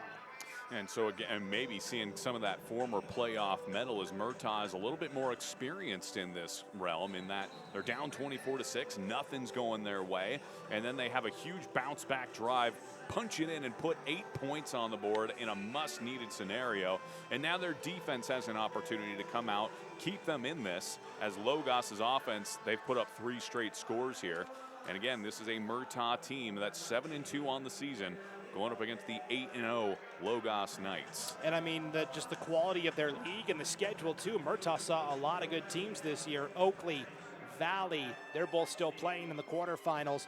And then they also played Cary and Lighthouse Christian, which were playoff teams this year. So they played 5 playoff opponents. You look at Logos, okay, they played Kamei and won. They played Potlatch and won, but that's it. Only 2 playoff teams on Logos' schedule, as the White Pine League only got 3 teams into the playoffs. So Murtaugh's battle tested as well. That they are. So back deep to receive for Logos is Lucius Comas and Henry Sunley. And Comas actually gets a chance to return it, but he falls forward. Unfortunate there. He kind of had to lean over the sideline to get that ball, but as a result, he tripped up and falls down at the 16-yard line. Turf monster with the tackle there. Brutal. Is that what they call the green monster, or is that a baseball thing? That's a baseball thing. Yeah, that's that. Sorry, Boston. Yeah, I am a Red Sox fan, so that's funny. There you go. Maybe next year. They were not good this year. So. Well, they had their run. Right. So 1st and 10 here. Ball spotted at the 16-yard line. Driscoll, it's another pitch and catch here, this time to Ryan Daniels. He's had some big receptions thus far this game, and he's out past the 26-yard line. So already a fresh set of downs here for the Knights. And again, just pitch and catch type thing. That was just a simple hook route to Daniels, this junior wide receiver, and he was able to get a gain of 11 on that one. And again, the size from the Red Devils is being put to the test here, because Logos is able to get their speedsters out in the open, and where the size doesn't necessarily matter. 1st and 10. Motion from right to left, and Driscoll's going to keep it himself. He's going to try to bounce it out to the near side, runs into his own teammates, and he's brought down at the 32-yard line. So a pickup of about 6 on the play. Could have been much more, but accidentally ran into Ryan Daniels, and I'm sure Daniels did not have that drawn up, but there you go. So a gain of 6 on that play to Daniels, and it took me 2 full plays to realize I'm wearing a Boston Red Sox shirt. Hey, that's probably where you got the reference from, and I'm like, oh, hey, I talk for a living. I wasn't going to say anything, but no. So 2nd and 4 after the good run there from Driscoll. And this one gets to the sideline. That's Covington. And he's brought down at midfield at the 50-yard line. Once again, Baxter Covington. And I mean, he caught that pass, and there was a Murtaugh defender there immediately. And like the Tasmanian Devil, Covington spins around him and takes off for a 17-yard gain and a 1st down right at the 50. Jack Driscoll is spreading the ball around to numerous receivers, and he's got plenty of weapons to choose from, let me tell you. 1st and 10, ball from the 50. Man-to-man coverage on the outside for the Red Devils. They've got 2 linemen in a 2-point stance, 2 backers over the top. They're going to go to Sunley on the sweep, and he's got blockers on the near side, and he's pushed out at the 41-yard line. So that's going to be a gain of 9. And all of a sudden, I'm looking at the clock here, 2:16 to play before halftime. Logos, of course, would love a touchdown here, but they'd also love to take some time off the clock to make sure Murtaugh doesn't have enough time to score. And Murtaugh, recognizing that, takes a timeout here with 2:16 to play in the half. That they did. And by the way, improve the quality of your crops, the longevity of your silage, and the health of your livestock with proven products and customer service at Key Ag Distributors, a proud supporter of Murtaugh Athletics. And by the way, at Moscow Family Dentistry, you will get the best dental care anywhere on the Palouse. Dr. Bowen has been treating patients at Moscow Family Dentistry since 2005. As a Moscow native, Dr. Bowen truly cares about the local community and wants to see you smile. The practice recently added a new in-office technician, Caleb Wright, who specializes in dentures, partials, implant appliances, and athletic guards. So when it comes time to all areas of dental care, the choice is easy. Moscow Family Dentistry is the place to go. So again, 2:16 to go here in the first half, and that certainly favors a Logos offense who can get out and score quickly. They've got plenty of time, and in fact, Logos could maybe change things up here and go a little bit more ground heavy as they try to run this clock out. Yeah, and that's the key is, of course, you want to take time off the clock. At the same time, you don't want to go away from your offense and what you do just for the sake of running the clock, you know. Coach Holloway said it in the pregame. The key to the game is just do what we do. So 2nd and 1 after the 9-yard run there from Suddenly. Motion from Lucius Comas, and we've got a offsides here. That was actually Junior Benitez who jumped offsides. Good to see him back on defense. But that's a 5-yard penalty, and as a result, a first fresh set of downs here for the Knights. Again, 4 wide receivers in the set here. Ben Carlson in at right guard, and at the left, that's Jonathan Morrill. Comas once again goes in motion. Driscoll's going to fake the handoff, rolling to his right. He's got Morrill on the near side. He's at the 20, the 10, the 5, dives for the end zone. Touchdown! Jonathan Morrill catches the ball from the, I believe that's the 41-yard line. Or that could have been the 35-yard line, roughly. Yeah, 37-yard touchdown pass there from Driscoll to another new receiver, Morrill this time. And he kind of got pushed into the end zone. Sawyer Young was trying to tackle him and ends up kind of giving him a shove in for 6. Jack Driscoll tonight has completed passes now to 7 different receivers. Greaser, Comas, Sundley, Carlson, Covington, Daniels, and Morrill right there for 6. So are you saying he spreads it around a little bit? I'm just saying, yeah. It's like Chris Kringle. There you go. Driscoll fires it to the corner of the end zone for the 2-point conversion, and that was Ryan Daniels, and the Knights finally get their first 2-point conversion of the day. So they respond to the Red Devils drive and have extended the lead to 32-14 with 2:07 left in the first half. And that's what I meant by Logos just needs to stick to what they do.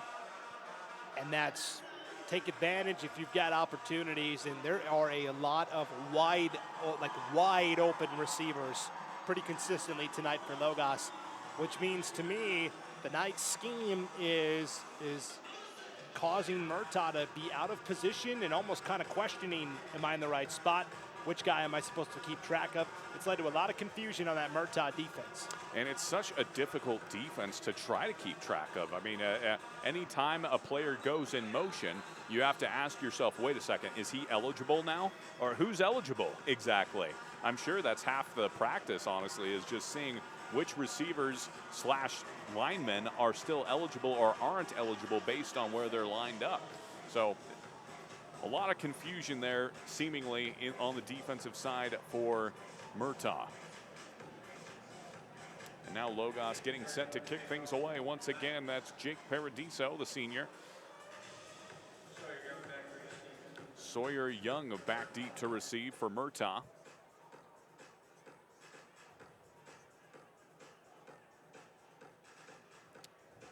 Logos is kicking this off from left to right.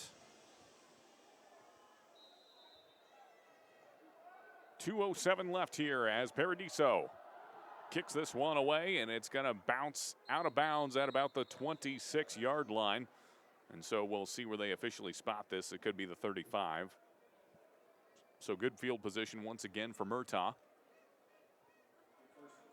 Now the tough side here is that Murtaugh is a run-heavy team.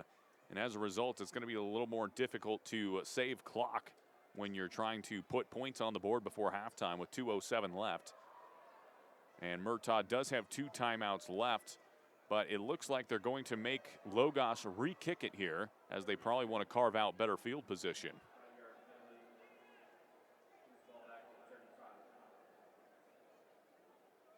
So that's going to back up the kick to the 35-yard line. That's where Paradiso will set this one.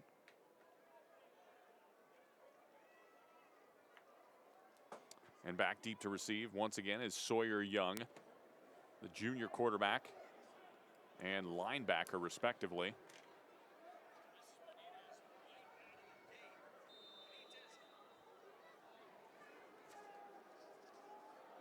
And here's the kick from Paradiso. It's going to be taken at the 31, and this is by Eli Merrick, who's trying to get it to the outside, bounces it up inside, and he's brought down at the 42-yard line. So good starting field position here for the Red Devils. Yeah, Merrick caught that all the way on the near sideline. And if I'm Merrick, you know, I'm going upfield. I mean, he ran a long way to get to the middle of the field, and yeah, he squeezed out about 7 yards on that return. But, man, if I'm Merrick, I'm going north and south and seeing what I can get there.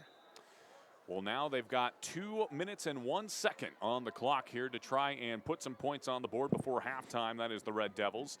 And again, as more as a run-heavy team, they're going to have to shift gears a little bit here. Go away from perhaps what they're used to. They come out with a new formation this time, as they've got 4 receivers in the set here. Young fires a bullet to the far side, and that one's caught. That's by number 32, Sway Stanger. Stanger standing at 5'5", 150. He used all that frame to make the catch. Swanger stands and hauls it in. Nice gain of 5 there on first down. Closer to 4, I guess. Yeah, we'll call it 2nd and 6 after the catch there. Clock still rolling to 1:34. 2 timeouts remaining for Murtaugh. Young is in the gun. 2 wide receivers. Young's going to keep it himself and follow some blocks up front. And that is not a bad thing to do when you've got the offensive line that Murtaugh does, as he gets close to the first down sticks. Yeah, Ben Carlson met him right at the line to gain. I think they're going to give Young that forward momentum. They will move the chains here. So nice little 6-yard run by Young. So a fresh set of downs here, but now the clock starts once again. They've got 1:15 and counting here. They do still have those 2 timeouts. Ball spotted at the 47-yard line. Excuse me, the 47-yard line. Young takes a deep drop, steps up, has to step up and gather again, and it's incomplete. Junior Benitez was the closest receiver. Yeah, Benitez coming back on the curl route. Great to see him out there running routes, like we said. That's right. Left with that injury early. I think if Young had a second more, he would have been able to fire that pass strongly. He kind of hopped up in the air as Lucius Comas was coming in on the pass rush, and that caused him to short hop it a little bit. Yeah, Young had taken a deep 5-step drop, and so when he was stepping up to deliver, he gathered to load up and fire it, but then he didn't like what he saw, so he stepped forward again to gather, and by then the Logos defensive front with Comas was ready to meet him. First incomplete pass of the night for Young as well. He's 5 of 6. All right, there we go. Efficient. Young over the top, a corner route towards Benitez. It's incomplete. And Jack Driscoll was there on the coverage, a quarterback reading a quarterback. Yeah, and I'll tell you what, Benitez with that bulky knee probably isn't able to jump up much. Driscoll, we know he can jump out of the gym. He was closer to intercepting it than Benitez was to coming down with it. Jack Driscoll, a 3-sport athlete, plays basketball, plays baseball, outfielder obviously, and quarterback, of course, for the Logos Knights. Plays baseball for Moscow High School. Right. Maybe someday for Logos, as there's a fumble in the backfield there, as Brody Funk was not able to handle the handoff from Sawyer Young, and that's going to be a pretty big loss here with only 45 seconds left. That's a significant loss. Yeah, that's going to be all the way back across the 50 to the Murtaugh 49, and now Logos is going to take a timeout here because they're looking and going, yeah, it's 4th down. If we got to stop, we might have enough time with 1 timeout still in our back pocket. We might be able to steal another cheap score here with 45 seconds to play before halftime. So, yeah, that's a loss of 5 on that carry by Funk. And, again, I'm wondering if this wasn't some sort of trick play where they had Young on the sweep on the right side, and it looked like maybe it was going to be a reverse where the receiver was coming the other way. And I think Funk was caught up in, okay, I've got to nail the handoff. And because of that, he loses the ball and has to fall on it. Right, especially when you've got the pressure of the Logos defensive ends right next to you. He probably heard footsteps, and as a receiver, yeah, they always say, well, you touch it, you catch it. And as a running back, of course, you run it, you hang on to it. As now we're looking at 4th and long, call it 4th and 15. Ball spotted at the 49-yard line, so they've got to get all the way down to the 37-yard line. And with it being 4th down, they will likely punt it here, you would think. And last time they did this, they did a fake pitch, which turned into a very long punt. But it looks like they're going to go for it. Young steps up into the throw. It's over the top, and it's intercepted. But honestly, that kind of works out like a punt regardless. And that ball is taken inside the 22-yard line. Honestly, the better play for Ryan Daniels maybe would have been to have bat that ball down, but it does look good for the stats. That's right. He'll take the interception any day because that's going to help he and the rest of the Logos offense. Hey, guys, we put together a 75-yard touchdown drive with only 38 seconds to go before halftime. You talked about, Benitez kind of quick kicked it the last time they went to punt. I got to be honest, with Benitez's injury to his leg, in his strong leg, I don't know if we'll see him punt the rest of the night. We may not see Murtaugh punt the rest of the night. Interesting developments here as game of football likes to throw your way. Driscoll, he's going to fire a quick out route here to the near side. That is incomplete, however. The official said he was out of bounds. The intended target was Ryan Daniels. Right in front of Coach Holloway for Logos. I think that's Coach Holloway. That may be J.C. Christensen, yeah, actually. There's a couple of, bald, I'll just say it, bald, shiny domes on that Logos sideline with big beards accompanying them. 2nd and 10 after the incompletion.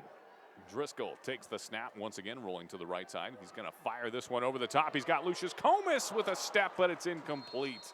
He had Sawyer Young beat by the looks of it, but that was just a little too far, and Driscoll, he threw that off his back foot. Yeah, and see, I think that was pretty good coverage from Young. He was maybe a half a step behind, but pretty much in his back pocket, which tells you what kind of burner Comas is. And you're right, Driscoll, if he throws that a little more on target, Comas is a tall guy too, so he really would have had a good shot to haul it in. So 3rd and 10 after 2 straight incompletions for this drive. They started with a quick first down, but now it's 3rd and 10. Driscoll, he's going to roll to the left this time, and it's a corner route to Sunley. It looks like there was some miscommunication there as Sunley had frankly stopped running, which I'm sure as a quarterback, Driscoll loves to see. Well, I think he was stopping for a curl, and they were going for the corner route on that far side, incomplete. Now 4th down for Logos. Does Logos punt? I'll be honest, I did one game during the regular season. I don't think they punted at all because they won pretty convincingly. No, they will let Jack punt from time to time. And it looks like he's set up to do so, in theory, with 23 seconds left. You never know. Sawyer Young is getting back deep to receive. He's got his cleats set at the 42-yard line. And this will be a punt. It's a low line drive, end over end. It's taken at the 42. And now Sawyer Young, he's got some room to deal with here as Sunley is able to get in front of him and cut him off. A big hit delivered at the 40-yard line. And you heard the pads popping from up here in the booth. And the Red Devils will take over, though, at the 40-yard line with 8 seconds left. Nice 40-yard punt return there by Sawyer Young. This is why I love 8-man football. You had one quarterback punting to another quarterback who was the punt returner. Right. You think in 11-man football they're going to let their QBs punt and or return punts? No way. Probably not, no. I mean, geez, the game we covered before this with Kendrick and Dietrich, we saw a quarterback literally doing it all for Dietrich, returning, driving the bus, as you mentioned. So 8 seconds left here. Ball on the 40. Sawyer Young takes a deep drop. He's got to step up and fires this one to the sideline. It's incomplete, and that leaves 2 seconds on the clock here. Smart play there by Young. Murtaugh does have 2 timeouts remaining. It looked like Young wanted it all on that play there. He took a deep 5-step drop. was waiting for a guy to get to the end zone. I think finally recognized, I just got to throw this ball out of bounds to save some time, and he does. 2 seconds left here. We'll see what the wily veteran, Todd Jensen, Murtaugh head coach, draws up here.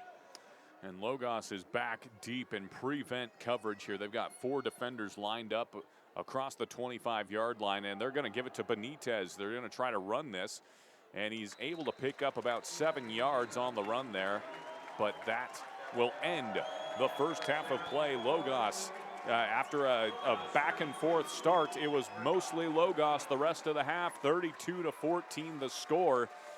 Brandon, pretty impressive stuff from the Knights. Yeah, they kind of were a little shell-shocked to start the game, right? There was a couple of drop passes, a couple of incomplete passes, but they scored that touchdown. And they said, okay, hey, this is just like every other game we played in this year.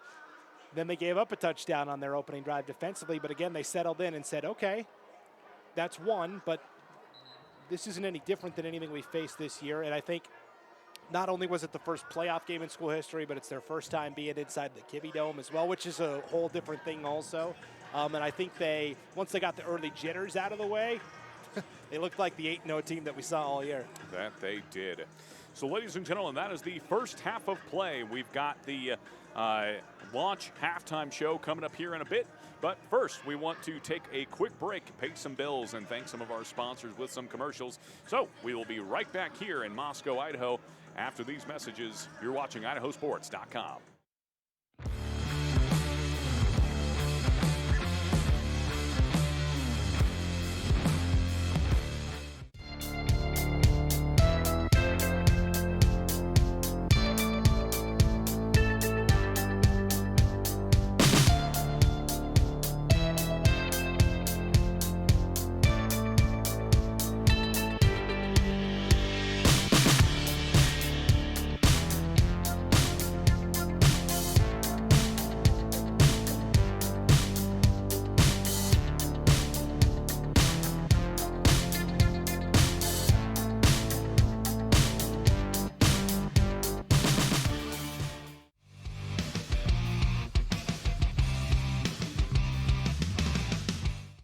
As Idahoans, we're not afraid to take risks.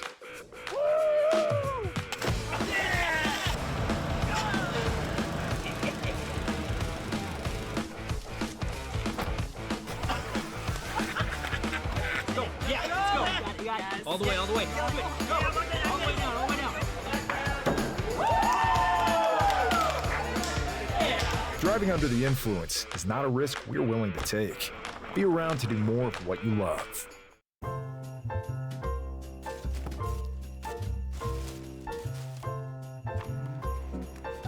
This is not what I asked for. Once again, we have contributed to your ideal college savings program.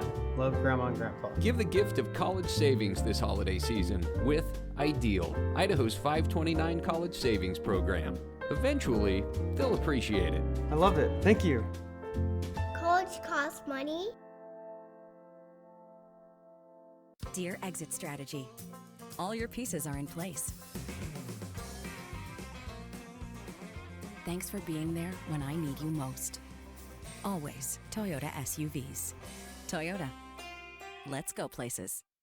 I am Kevin, and I'm from Idaho Falls. It's important for the disabled to be vaccinated because of COVID. I chose to be vaccinated because I didn't want to be sick or in the hospital. Getting the vaccination, my experience was painless and worth it. It was a very wise choice. Former regional champ and back in training. That's commitment. Ow. Oh, tough start. This is not as easy as it used to be, folks. And she's off, obviously pushing through some pain. Every muscle is begging her to stop. How's she doing this? I'm not even sure she knows. Look at her go. And stop. Come on. And go again. It's literally the home stretch. Whoa. She made it. Feel the elation. What fuels that kind of fire? Idaho Sports Nation, Ideal, Idaho's education savings program, is a proud partner of IdahoSports.com and an ideal way to save for college. Did you know it only takes $25 to start an Ideal 529 savings account and you get tax benefits? There is no better time than today to start saving for college expenses for you or for a loved one. Information and a full disclosure statement, including risks, terms, and conditions, can be found online. Please read carefully before investing. idsaves.org. Go save for college and go Idaho student athletes. We're Valley-wide cooperative. For 100 years, we've been your first choice for residential and commercial propane, fuels, oils, and lubricants. We service HVAC, install water heaters, propane tanks, and accessories. And yes, we'll even deliver right where you need it. Because for us, serving is more than a job, it's a way of life. We are proud to employ your neighbors and to be a cornerstone of your community. We're Valley-wide. Yesterday, today, and tomorrow. We're here for you. Vaping sucks you in quick, and the more you vape, the harder it is to quit. Not to mention all the chemicals and health problems. That's why thousands of teens are joining My Life, My Quit. Visit mylifemyquit.com or text Start My Quit to 36072.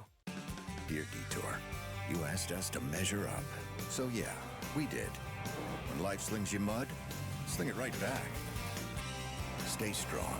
Toyota Trucks. Toyota. Let's go places. Folks, I've got good news and bad news.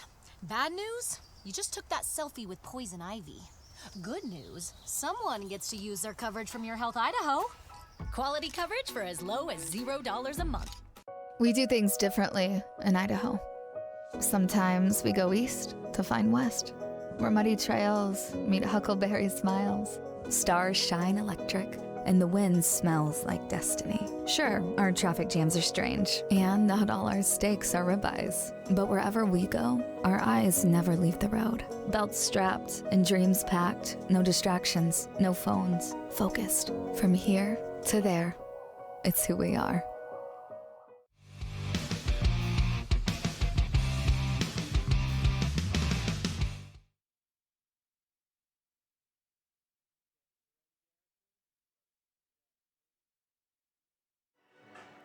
Well, welcome back, ladies and gentlemen, to Moscow, Idaho. We are inside the dome here on the campus of the University of Idaho, the Kibbe Dome to be exact, as the Logos Knights lead the Murtaugh Red Devils 32-14. It was an impressive display from the Knights in all things considered. Welcome to the Idaho Launch Halftime Show. Did you know current Idaho high school seniors are eligible for up to $8,000. Count them, $8,000 in grant money. Apply today. Idaho Launch, support in every direction.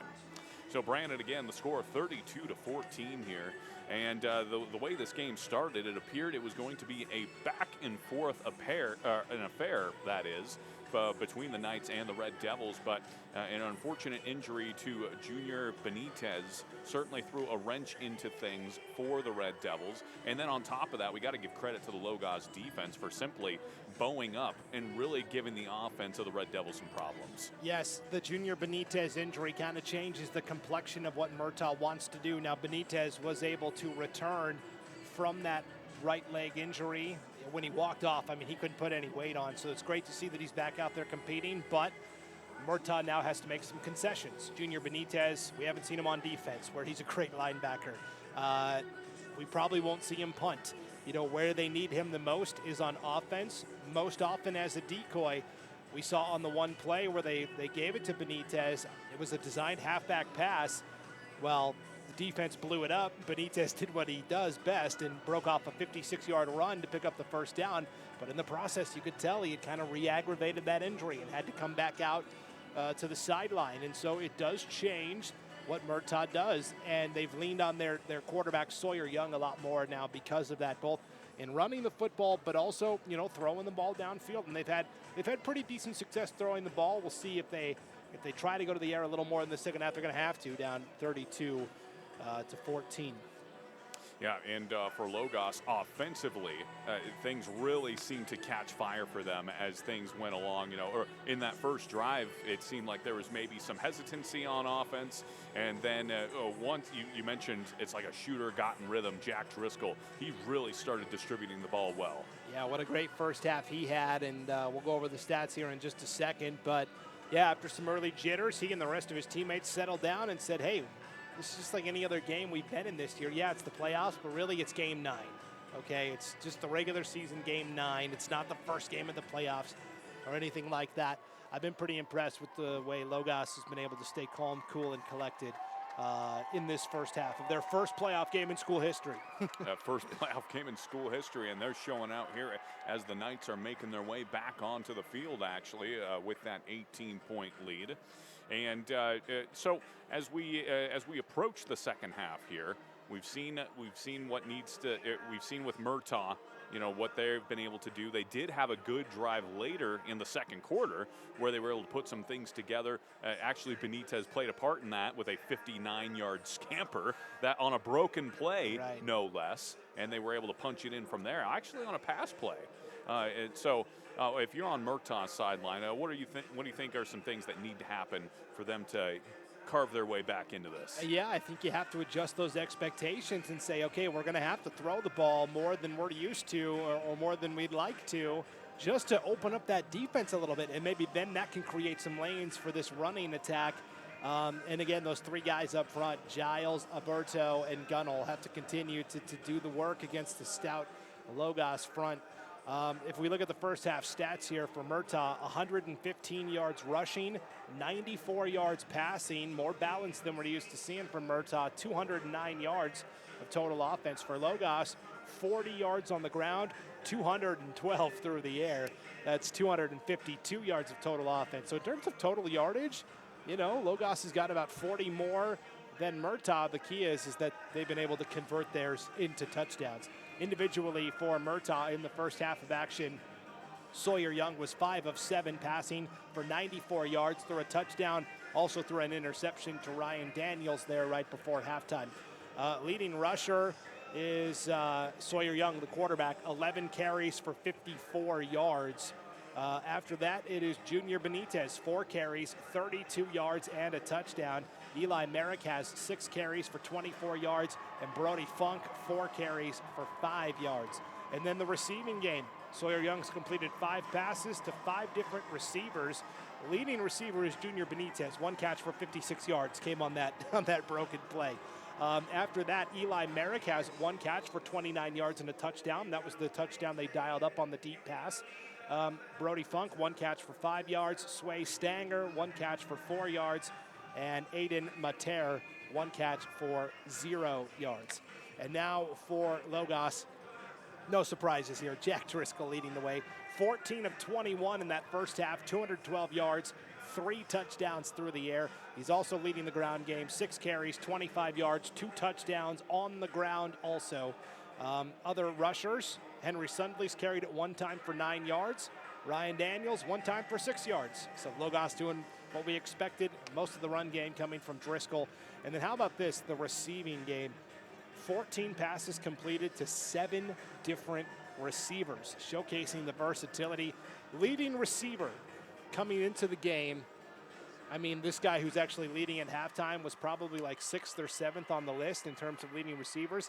It's the freshman, Covington, leading the way at halftime. 3 catches for 82 yards and a touchdown. Welcome to the big leagues. After that, it is Ben Carlson, 1 catch for 61 yards and a touchdown. Henry Sundley has 3 catches for 70 yards. Jonathan Morrill, 1 catch for 37 yards and a touchdown. Ryan Daniels, 2 catches for 32 yards. Lucius Comas has 3 catches for 36 yards. And then Greaser, the senior, 1 catch for 1 yard.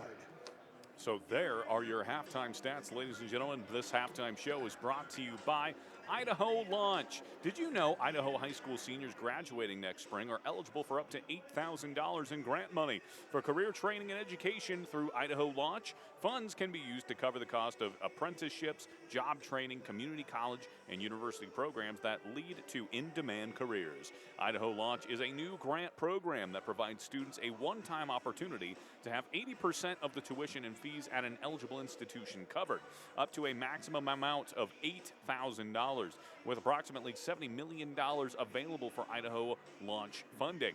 It is possible for this program to offer between 9,000 and 10,000 awards per year. That's a lot of students right there.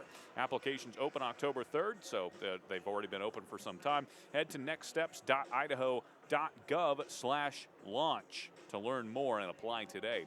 To qualify, you do need to qualify for these in these ways: to be a graduate in the class of 2024 from an Idaho high school, homeschool, or GED, be an Idaho resident, be enrolled in or have applied to an eligible Idaho institution, begin enrollment by fall semester after graduation, or complete a career pathway plan at nextsteps.idaho.gov.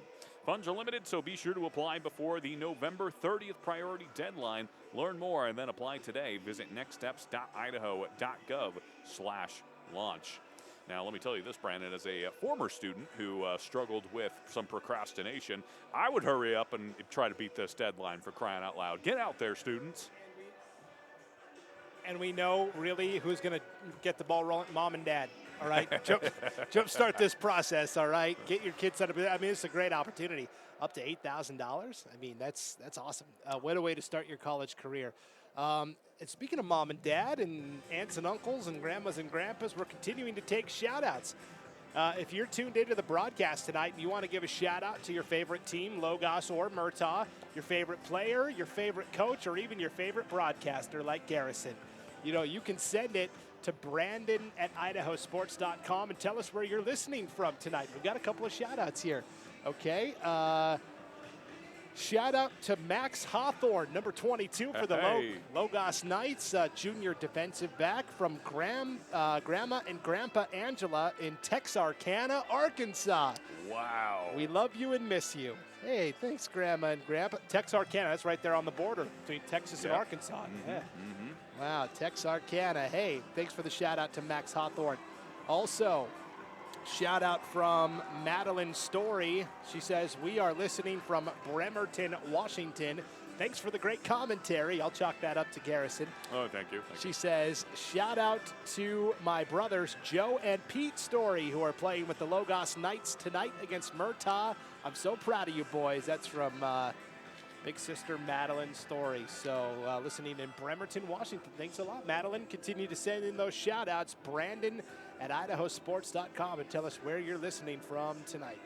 Man, and looking down here, obviously this is sort of a home game for the Logos Knights.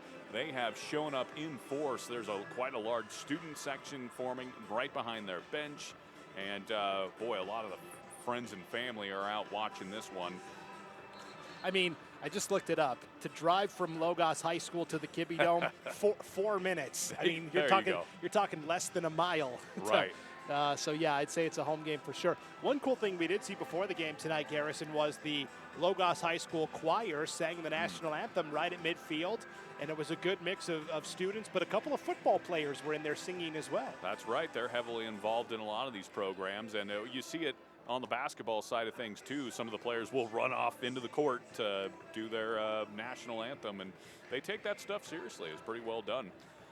Yeah, and then you tell me if I'm wrong, but with a private Christian school, a lot of the private Christian schools around the state that's the deal. If you're going to come here and be a student, you're going to be involved in activities, and lots of activities. That's exactly right, and we saw it on full display here as the Knights kicked this one away, and that was actually a powerful booming kick there taken at the 10-yard line for Murtaugh. And that was the quarterback, Sawyer Young, on the return. He gets that out to about the 25-yard line, so a solid return there. But, man, that was a pretty excellent kick from the Knights. Normally they've been kind of squibbing it and doing lower yardage kicks. That one all the way back to close to the 10. Logos saying, hey, we can do big kicks too. Come on now. So the Red Devils will set up shop at the 25-yard line. We'll call it the 27-yard line there on the far hash, the right-sided hash. And they go back to their old reliable split-back formation, and they're going to hand it to Junior Benitez. It's a good sign that he's involved in these runs here as he's able to pick up a couple. I mean, that's a great sign. And we talked about with Benitez kind of not at 100% with that injury. You know, you'll have to pick and choose where you want to use him. And it's tempting to just give him the ball every play, but it's going to have to be a measured approach. That was Jack Driscoll on the tackle. And now this time they go to number 24, Eli Merrick, who tries to get to the outside, but he can't do it. That tackle made by number 22, Max Hawthorne. There you go, Grandma and Grandpa. You know what? He heard it from up here in the box. That's what it was, Grandma and Grandpa with the words of encouragement. and that's a loss of a yard, and we're right back to 3rd and 10 now. So 3rd and 10, and, you know, this may not be a must-scoring drive, but it's getting close for Murtaugh. It's going to be 3rd and 10, ball on the 27-yard line. The old expression, it's getting late early here for Murtaugh. And this time it's a rollout pass play. Young looking downfield. He's got a juke defender. He's rolling back across the field. He's got linemen blocking in front of him. There is numerous flags down. Young did get the first down yardage, but there's a lot of laundry on that field over there. Yeah, and you're just asking for trouble when you do that, where you've rolled out to the right side and your linemen think you're blocking one way, and then all of a sudden you reverse course and your linemen have to try and adjust on the fly. I mean, this happens so often in football. You're just asking for trouble, blocking the back here. And that's exactly the call there. So that wipes away a first down run. And, you know, Murtaugh shooting themselves in the foot here a little bit. They haven't had too many penalties throughout the game, but the ones that they have had have been pretty costly. So we'll see where this backs them up to. That will be a 10-yard penalty, so that's going to push them back to the 14-yard line, we'll call it, on the left side hash.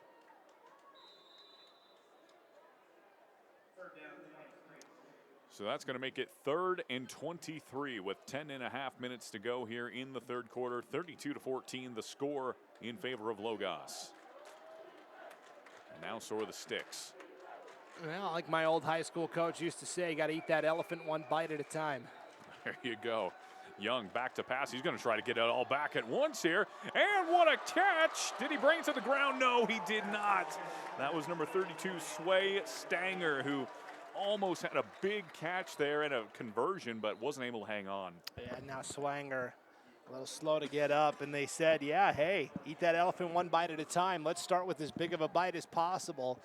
They go deep to the 45-yard line, which would have been enough for the first down, but unfortunately, incomplete pass. Swanger had it, and then as he went to the ground, fell incomplete. 4th down now, and like I said, Junior Benitez is the punter, but I'm not sure we're going to see him kick with that leg injury.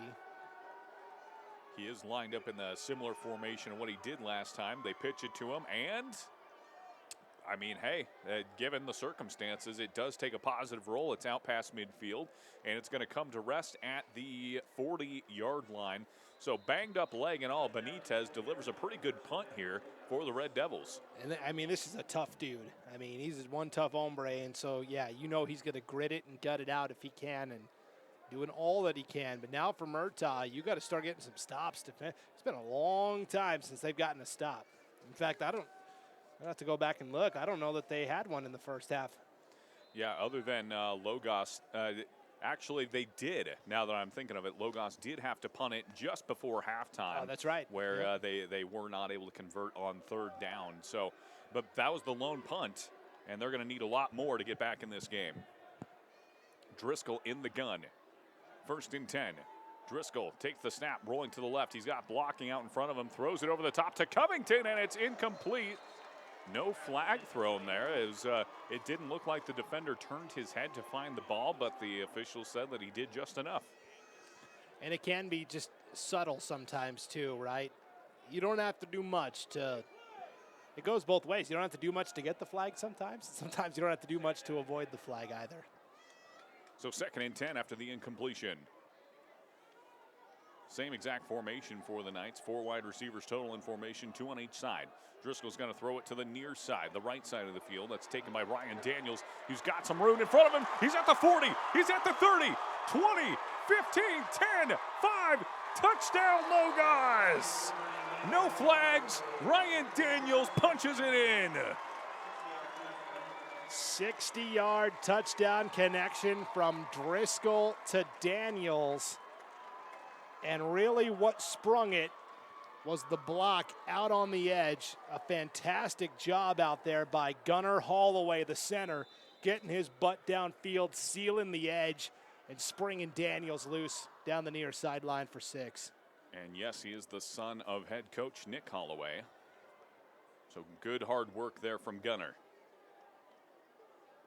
And again, same exact formation for the Knights. They throw across the formation there for the two-point conversion, but it's no good. Ryan Daniels, the intended target, and the pass was broken up. But nonetheless, the score, Logos 38 and the Red Devils 14 with 9:40 to go here in the third quarter. And in a lot of ways, you know, we talk about Driscoll, an obvious leader of this team, but in a lot of ways, Gunnar Holloway is too. You know, the center in this offense, making sure everybody's lined up where they need to be before you snap that ball. You got to have two really smart, intelligent guys at center and quarterback, and with Holloway and Driscoll, it's the perfect pairing. A perfect pairing indeed. And we also want to thank some of the sponsors of today's game. Community True Value, serving the Magic Valley with all of your farm and hardware needs since 1954. Community True Value proudly supports the Murtaugh boys at stake this year and improve the quality of your crops, the longevity of your silage, and the health of your livestock with proven products and customer service at Key Ag Distributors, a proud supporter of Murtaugh Athletics. So Logos once again getting ready to kick things off and send it back to Murtaugh. And Murtaugh, is this a must-score drive for Murtaugh, would you say? Yes. I mean, down 38-14, 9:40. Every drive from here on out is a must-score. And again, it's not going to matter much unless the defense can find a way to get some stops too along the way. No more trading. Yeah, you can't do it. Yeah. Set to kick things off for Logos. That looks like that is, well, I can't see the number anymore. 28. I don't see a 28. Nonetheless, good kick. It's taken inside the 15 and down to the 20. That was the quarterback, Sawyer Young, on the return. Yeah, tricky Knights. We're going to have to ask Coach Holloway about that. Who's Yeah, number 28? I'm reporting that. No, I'm just Yeah, you've been reported. You know, it's Ty Jones, the head of the executive director of the IHSAA, is in the building tonight. Ooh. So that's the guy. Oh, boy. We want to. No, I'm going to go flag him down. No. So 1st and 10 here. Ball spotted at the 20-yard line. A solid return there from Sawyer Young, who is now in the gun. And the low snap here, he does get it to Junior Benitez, who's got the edge. Benitez at the 35, at the 40, steps out at the 39 officially. But Junior Benitez, it's good to see him running around like this. Yeah, 29 yards, and he got to that far sideline and thought, I could lower the shoulder and try to pick up a couple more, but let me live to fight another down, and steps out. Lost his towel along the way, too, that he had tucked into his waistband. So, yeah, nice 19-yard run by Benitez to start the drive. So 1st and 10 from the 39 now. 9:29 to go here in the third quarter. 3 down linemen for the Logos Knights, 3 backers over the top for them. And this one is going to be a quarterback run to Sawyer Young, who's out past the 45-yard line. They'll mark him down at the 46. That's going to be a pickup of about 7. Yeah, initial pressure and a good surge there from Logos defensively as Judah Carlson, the freshman, was in there and got into the backfield. Young was able to slip the tackle, though, and pick up 7. So 2nd and 3 coming up here. And a couple of subs heading off the field. That's number 15. Well, 15's not on this roster for Murtaugh. Just saying. But number 5 also, Brody Funk. Benitez goes in motion from left to right, and they're going to go the opposite direction to Eli Merrick, but he's not able to get much there, maybe even lost a yard. Yeah, Merrick got the handoff, and Ryan Daniels was right there waiting defensively. That's a loss of a yard. And that's going to be 3rd and 4 coming up here. 8.5 minutes to go. Ball is spotted at the 45-yard line. Same exact formation for the Red Devils. Pressure being shown from the Knights on either side. Low snap once again. Sawyer Young's got to keep it himself. He's got Benitez blocking out in front. Sawyer Young is sprung. He's at the 30, 25, 20. Spins forward, brought down at the 15-yard line. A massive play there for the Red Devils. 40-yard run for Sawyer Young, and I thought he might have the breakaway speed to take it the distance. Nice touchdown saving tackle there from Logos, and I believe that was Ben Carlson who came up with the stop. Now, we've seen this a couple times this game already. The Red Devils get into the red zone, and then the Knights bow up and keep them out of the end zone. What will we see here? Yeah, we've seen a couple times Murtaugh get in the red zone and then move backwards on like sacks or penalties. So, ball's at the 14-yard line, 1st and 10. They could get a first down at the 4-yard line. They go right up to Benitez up the middle, and he's got a pretty good push there inside the 10. Count him down at the 9.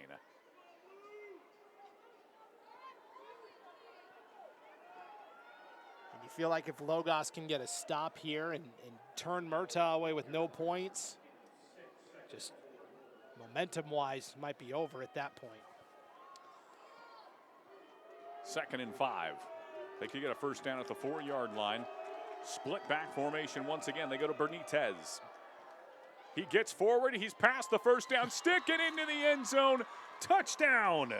Junior Benitez. He finds his way back into the end zone, and that's just great to see, Brandon. I mean, Benitez had a lead blocker out there. I think it was Gunnell. And he finally just said, hey, all right, I'm going to push you into the defender, and we're all three going to go into the end zone together. Right up the middle, Benitez from 10 yards out. That is exactly what Murtaugh needed. So that makes it 38-20 here. 6:57 to go here in the third quarter as they line up for the 2-point conversion. They fake it to Benitez and try to run it with Sawyer Young. He can't get in, though. Good stop there from the Logos defense. And that is going to be a failed 2-point conversion. So 38-20 is how it stands. Yeah, and again, that's Ben Carlson coming up to make the tackle. You know, it was Sundley a lot in the first half. It seems to be Carlson a lot in this third quarter. Both really key pieces to this Logos defense. We talk about the high-octane offense for Logos a lot. This defense is kind of sneakily, like, pretty stout also. Right. And I think that's been the difference with this Logos team as opposed to teams in the past. When they went 3-6 last year, they had numerous games where they gave up 40 to Council. They gave up 68 to Clearwater Valley, 48 to Kamei, 56 to Lapway, 66 against Genesee, 46 against Potlatch, 46 against Troy, 48 against Prairie. That defense gave up over 40-plus points a game. To flip it this year, where they're now shutting people out, 56-0, 34-20, 40-14, 64-0, 72-12. The highest point total they gave up was against Prairie, 66-40. So it's just been an identity shift, seemingly, with this Logos team. And that's interesting because the 40 points they gave up to Prairie was the last time they took the football field, right? That was their regular season finale. Then they had the first round bye. I'd say Coach Holloway probably had an emphasis on defense during the bye week. Right. Well, so far they've given up half that much, so not bad, all things considered. And in 8-man football, 20 points, that's a good mark. That's the sign of a good defense. And an onside kick here from Murtaugh, and Logos is fortunate to get up on that. That was actually a very good onside kick here as it went right in between two Logos players. They maybe weren't sure who should get it, and it does appear that Logos is able to come up with that. Yeah, that was Gabriel Igelski, the senior lineman who got that, and I'm not sure Logos was ready for that. Not expecting an onside kick maybe this early. Still 6:55 to go in the third, but they're able to hang on, and 1st and 10 now from their own 36. So 6:55 to go there. That could have been momentum shifting if Murtaugh was able to get on the top of that one and suddenly be back in the red zone once again. Ball spotted at the 35-yard line. Driscoll, he's going to run to his right. He's got blockers in front of him, including Covington. He's out past for a first down. He's at the 45, he's at the 40, and he scampers out of bounds. Mark him down at the 40-yard line, and just like that, they're in Murtaugh territory. Yeah, it's going to end up being about a 26-yard run there for Driscoll, and tiptoed that sideline pretty impressively over on the far side of the field. And Driscoll actually kind of came up limping there a little bit as he makes his way back to the huddle. Looks okay. And the winner of this game will play the winner of Butte County and Valley. They're kicking off at 8:15 Mountain Time tonight in Holt Arena in Pocatello. So this game will get over, and you can tune into that game to find out who you're playing. There you go. Brandon and I will be on the call for that one as well. No, I'm kidding. Driscoll keeps it, but he's hit hard from behind. Good pursuit there from Oscar Alberto. Yeah, Alberto, we talked about 13 sacks on the season. That's just a tackle for loss that time on the designed run. Driscoll loses 3, it looks like. 2nd and 13 after the hit there from behind. And essentially, for Murtaugh, no matter what, they're probably going to have to go on the road unless Valley wins. Then they would have a home game, quote unquote. Logos would have to travel if Butte County wins. They'd get to host if Valley wins next week. So well, there you go. Stay tuned, folks. 2nd and 13, Driscoll. He's going to keep it himself, but that's Benitez who goes flying through and brings him down, but now there's a flag afterwards. Oh, man. I don't know what the flag's going to be for here, but that was a good, clean sack by Benitez. Never heard the whistle. Driscoll's the slippery guy, so he kind of did the reverse takedown to bring him down to the turf. If this is a penalty against Junior Benitez, that's going to be a tough one. They signaled personal foul against Murtaugh. That's a tough one because we've seen tonight a number of plays where the ball carrier is stood up and it's not called, and Benitez is just trying to ensure that he can bring down the quarterback. An official can say, I blew the whistle. Sometimes you don't hear it. I didn't think there was anything malicious with what Junior Benitez did there. No, neither did I. And Murtaugh fans are certainly unhappy on their side over there. Driscoll in the gun once again. Pressure, they bring 3. And it's incomplete pass. The ball don't lie, as they might say. Henry Sunley was the intended target. I mean, the chain gang wasn't even set when they were snapping that ball, when they marked out that penalty yardage. And again, for Murtaugh, you got to put it behind you and focus up here and try and keep Logos out of the end zone. And at the end of the day, that's just part of the game. Human error happens.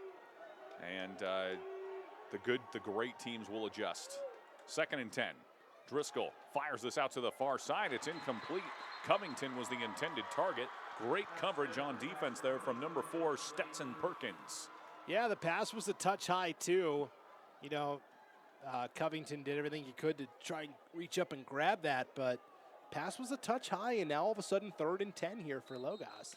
And Driscoll does have a noticeable limp on his left leg, it seems.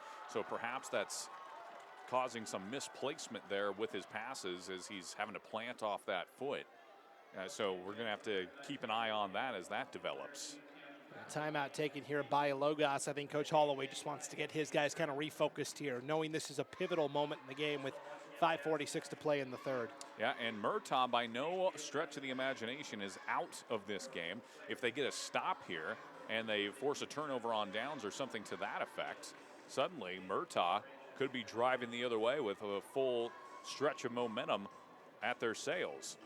And really quickly, would like to thank Strom Electric has been serving the Palouse and Camas Prairie region since 1938, providing electrical wiring for all sizes of projects and well pump installations.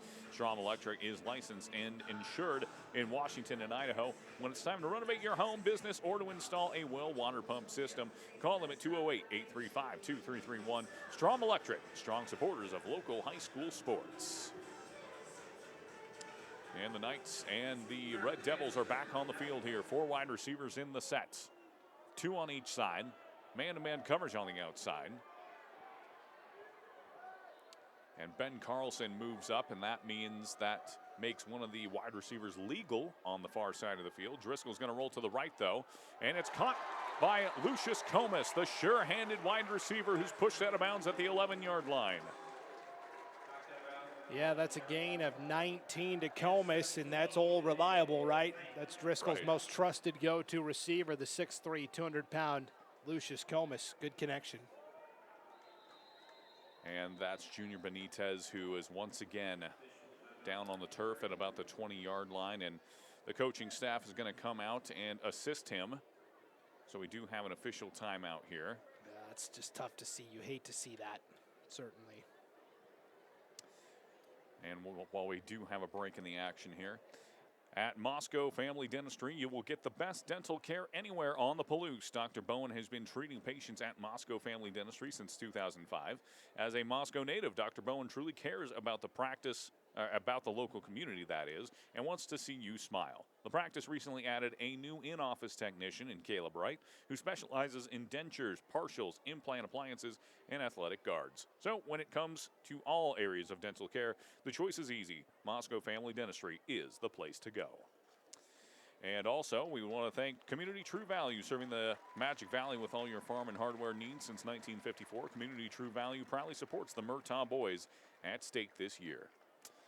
And that's Benitez is making his way off the field under his own power. So it does seem as though that he is still feeling better than when he first walked off the field that first time, with coaches needing to assist him off. But nonetheless, he's off the field for this play as Driscoll is in the gun. Comas goes in motion. They hand it to Comas, who's got blockers on the far side of the field. He tries to get to the outside, cuts it back in, and he's brought down at the 8-yard line, and a flag comes in late. Numerous flags, that is.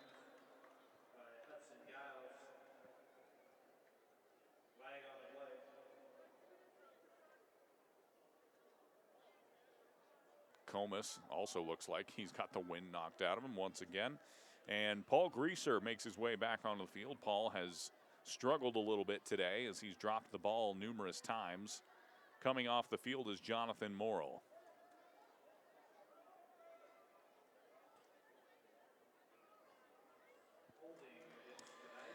So holding is called against Logos, and that's going to back them up 10 yards. And they get some possibly sarcastic claps from the Murtaugh side. And Logos will have the ball spotted at the 19-yard line. Oh, excuse me, the 21-yard line after the penalty.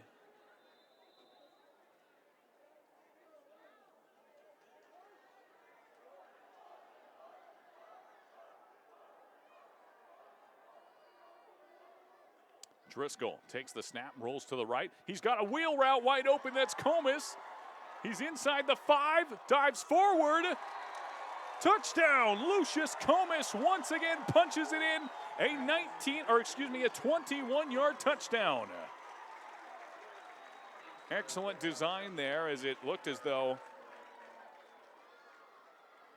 that was a wheel route there. He was completely wide open.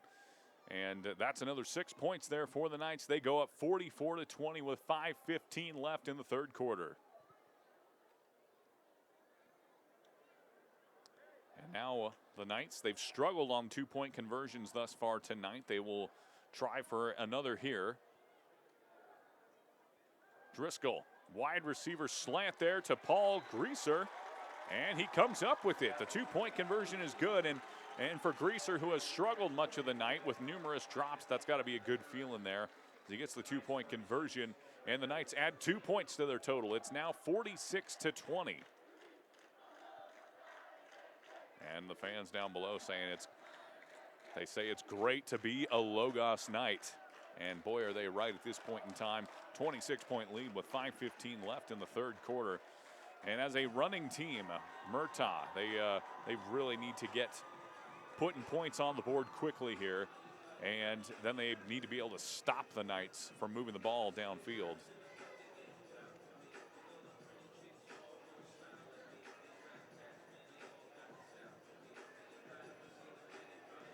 Now the Knights make their way back on the field to kick things away. And yeah, that is number 28 who is listed as the kicker. Excuse me. But I don't see a number 28 on this roster.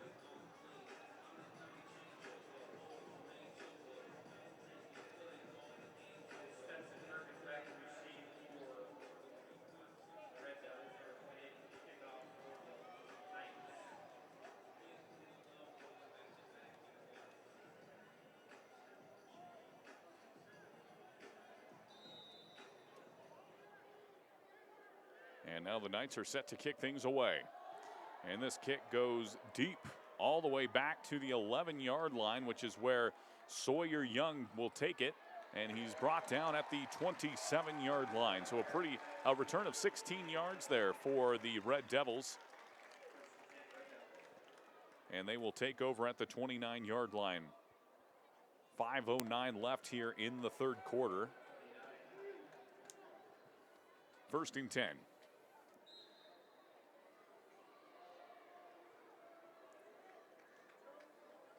Red Devils huddling up here, down 26, 5:09 left. They need to put some points on the board. The running backs for this play, well, they've got Brody Funk and Eli Merrick in. Young back to pass. He's got a couple of options downfield. He's going to throw it to Junior Benitez out of the backfield. He's at the 30, 35, 40, and he lowers the shoulder, and he's pushed out of bounds at the 48-yard line. Benitez showing he's still effective, even not at 100%. Yeah, that's a 19-yard gain to Benitez, and you're seeing what a truly special athlete he is. He's so fun to watch, and every coach would tell you, I'd have 11 junior, or in this case 8. I'd have 8 Junior Benitez's in a heartbeat. That's right. Goodness gracious. And he does take a jog off the field there, so they're going to use him sparingly and probably in spurts here the rest of the way. 4:59 left here in the third quarter. And that is a low snap. They give it to Funk off the edge, but he's brought down on the edge by number 33. That's George Evans, the junior. Good tackle in space. Yeah, and Coach Holloway dipping into the bench a little bit. We talked about, Jack Driscoll kind of hobbling a little bit on offense. You'll notice he's not out there anymore on the defensive side of the ball. It looks like Evans is one of the guys that'll be tasked with replicating his efforts on defense. And a low snap once again as Young loads up and fires a deep shot over the top, and it's incomplete. It looked like it was actually kind of split down the middle between two Murtaugh Devils as they were trying to catch up to the ball. Yeah, he had Merrick on the far outside, and then I guess what you would call in the slot. Also had, looked like it was Max Utley maybe, trying to see that. Sway Stanger. Oh, yeah, Stanger, excuse me. And so he was going to both guys and kind of threw it in between them out there in no man's land. So it's 3rd and 12. Benitez, he's split out on the right side of the field, isolated against Paul Greaser. And they're going to go to Benitez. Greaser tries to make the tackle in space. He grabs on a hold, and then the rest of the Knights show up. So Paul Greaser did just enough to slow him up, and then the team rallied and made the tackle in the backfield. And if anything, they lost a yard or two on that one after forward progression. Yeah, I was going to say, depending on where they put that ball at, that's officially going to be a loss of 3, make it 4th and about 15 here. Murtaugh obviously going to go for it. Junior Benitez kind of reminds me of that classic runner, too. Every time he gets the ball and he puts that stiff arm out, he looks just like the Heisman Trophy. That's right. Complete with the leg lifted and everything. Very classic runner. That's when you know you've got great form. That's right. So 4th and 15.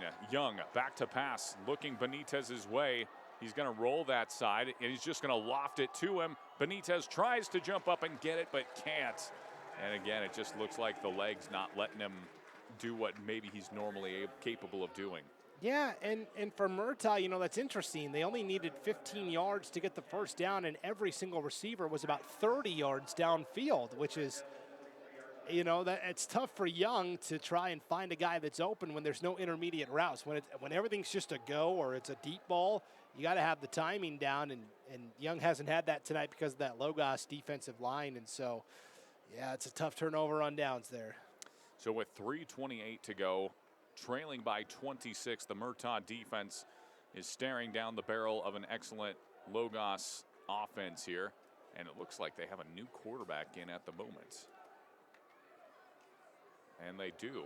That's actually the backup, one of the backup quarterbacks there. It's number 14. I don't have him on this roster here. And now we see. And now he comes off the field. Yeah, Driscoll back in there. So, yeah, not sure who 14 is either. That's basically 2 QBs besides Driscoll have thrown passes this year. Joseph Sensing and then Covington. So we know it's not Covington. Right. That could have very well been sensing there under center. Covington was split out. He was actually the intended target there. As Driscoll takes the snap, he's going to run this out on a designed run. He's got some blockers in front of him, and he's pushed out at the 31-yard line. So he gets back a he's got the first down based on that spot. Yeah, 13-yard run there for Jack Driscoll. Good to see him back in there. Yeah. Weird that he was out for one play, and I'm sensing that it was sensing. That was there you go. Took that other snap.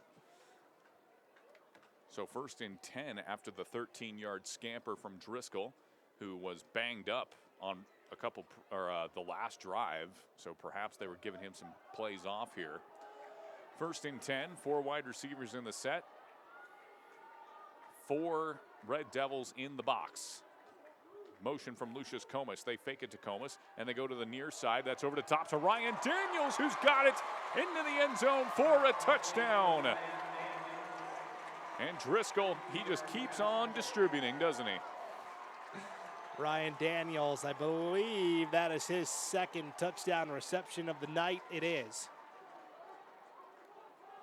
And for Driscoll now, that is 1, 2, 3, 4, 5, 6 touchdown passes, 2 touchdown runs. I think we've got our IdahoSports.com player of the game all sewn up. You're right. Covington. No, I'm just kidding. Sensing. No. Oh, yeah. Yeah, I mean, there was great form on the throw. So here's the 2-point conversion after the 6th touchdown pass from Driscoll. He fakes the inside route, throws it to the corner for Paul Greaser, who comes down with it. That's a 2-point conversion.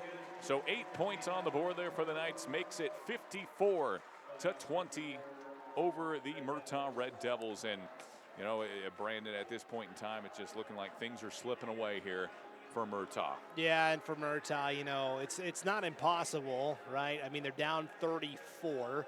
I saw Clark Fork make a comeback in 8-man football a couple weeks ago. They were down 20 with 8.5 minutes to play. But you have to basically, I know there's 3:13 to play in the third still, but you almost have to abandon the run at this point. And you have to start using short passes as your de facto running game. Or maybe bring back that running back pass play that they tried to run earlier, even though that turned into a broken 59-yard or a 56-yard play to Benitez. I'm sure they would take that. 3:13 left here in the third as Logos is back on the field to kick things away. Back deep to receive from Murtaugh. That looks like number 4, Stetson Perkins. And the trouble is that every time Murtaugh's started climbing that hill tonight and getting back in it, Logos has been there with another blow. Just haven't been able to get the stops on defense. Meanwhile, Logos has generated numerous stops on defense, and then when Logos is always scoring on the other end, this is the result.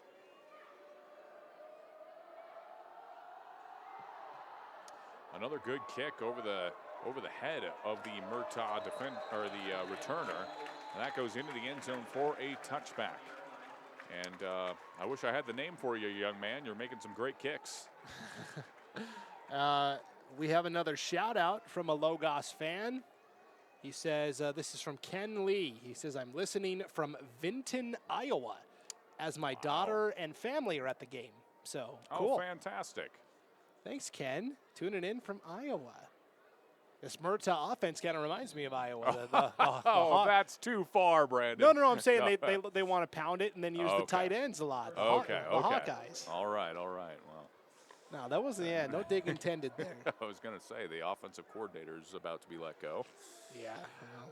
Sawyer Young takes the snap and he's rolling to his right side. He's out past the 20, the 25, and brought down for a pickup of about 5 yards. And I think that's okay, because he's dropping back, and whether it's a run-pass option or it's a designed run, it looks like a pass, and that's enough to keep that defense honest.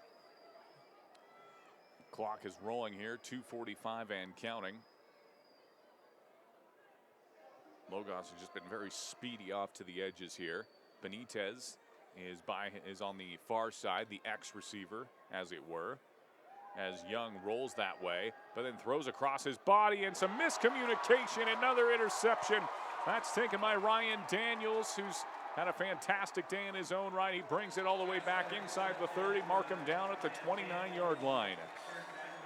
Well, now that race for player of the game gets a little more interesting. Yeah, right. Because Ryan Daniels tonight has 4 catches for over 100 yards and 2 touchdowns, and he's got 2 interceptions on defense. Well, decisions.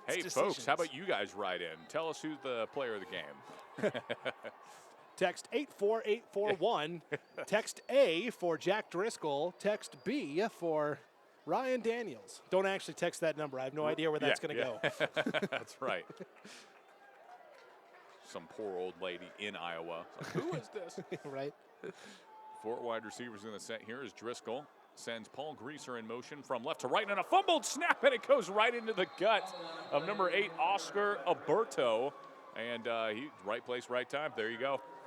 Alberto says, yeah, I'll take it.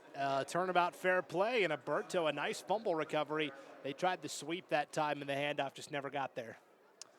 And Greaser just had a bit of a rough day. You know, he's dropped a lot of passes, a fumble here. Just a tough day overall for the young man. And he's going to have to shake it off because he's a guy they're going to need to lean on if they make it to the next round of the playoffs. 1st and 10 here as Sawyer Young. It's a direct snap and a run here. He's got the first down and then more. He spins off of a tackle, fouls a block, and he's out past the 40-yard line. Mark him down at the 38. What a run from Sawyer Young. And just like that, they're in Logos territory. That's a 27-yard run there for Sawyer Young. Great scramble, great run. Just do that every time. Yeah, could you just do that every single play? No, Come on, Sawyer. So now under 2 minutes here in the 3rd quarter. 4th quarter is looming. The Red Devils really need to punch it in here and now and then start getting some stops on defense. Young in the gun. He's going to follow another block here. A pulling guard clears the way. He's inside the 30 and brought down at the 29-yard line. And as the flags came running in, it looked like there was maybe a face mask. Yeah, that's right in the neighborhood of face mask. A couple of defenders there on the tackle for Logos. We'll have to wait and see. The officials are discussing it here. And now, correct me if I'm wrong, Brandon, but there is such a thing at the high school level as incidental face mask, and then there's the 15-yard variety. Is that correct? Correct. So we'll see what they come up with here. Personal foul face mask, 15 yards. So that is the 15-yard variety, ladies and gentlemen. And for Murtaugh's position, that's fantastic.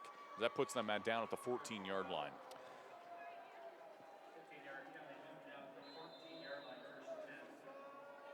Benitez is back in the game, and he goes in motion here. They pitch it to him, and he's actually going to throw this one. He's looking to the end zone, going to keep it himself now, and he's looking for any help, and he's just got to go down out of bounds here. And a flag comes in late, and it looks like they're going to get a late hit out of bounds on Henry Sunley, who guided him out of bounds. Right in front of Coach Holloway for Logos. He's going to plead his case, won't win the argument. And that, again, you know, a halfback pass, but both receivers were in the end zone, and Logos had it covered man for man. And so you've got to be able to have some other type of outlet for Benitez to dump it off to. It is a personal foul against Logos, the late hit out of bounds. I think Sundley was the guy in there, but there was a couple of defenders. But I think Benitez, when he looked back to the opposite side, I think he thought that Young was still there, and maybe I can throw the ball to him, but Young was nowhere to be found. And so, again, just the routes and the route concepts here make it really hard for Murtaugh to cash in, but they get bailed out with the penalty. And maybe that's just part of the gameplay. No, I'm just kidding. 1:25 left here in the 3rd quarter as Sawyer Young gets the signal from the sideline. He's alone in the backfield. He's got 5 linemen blocking for him. Junior Benitez here on the near side at wide receiver. And then on the far side, they've got Eli Merrick, both on an island, man-to-man coverage on the outside. But Young keeps it himself, runs forward, and falls forward. He's going to be spotted at the 9-yard line, so a pickup of about 3 or 4. And the interesting thing on that play is that there's no automatic first down with that personal foul penalty. So because the loss of yardage was so significant to Junior Benitez, it was still 2nd and 9 by the time they marked the 15 yards off on the penalty. So now you're looking at 3rd and 5 from the 9. They've got to get to the 4 to pick up the first down. 55 seconds and counting. Young once again in the backfield by himself, same exact formation.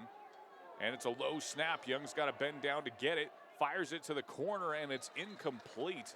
And really, that low snap just threw off the timing of the whole play. Yeah, because his guy was wide open on the out route. Sway Stanger that time, and just discombobulated from the start. Low snap back, and the throw ends up being low too. And that's a touchdown for Murtaugh. That's a clean play.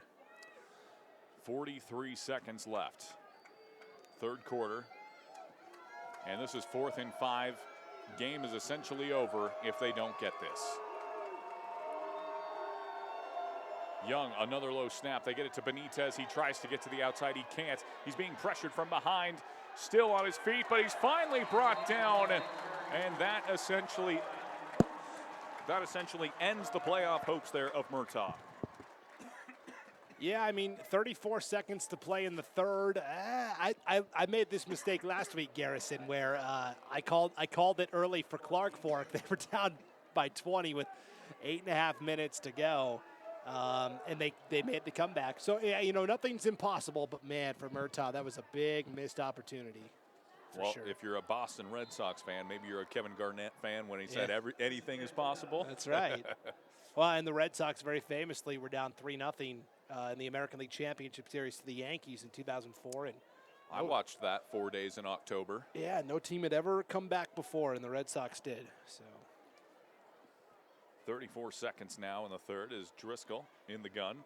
4 wide receivers here. Motion from left to right. That's Paul Greaser.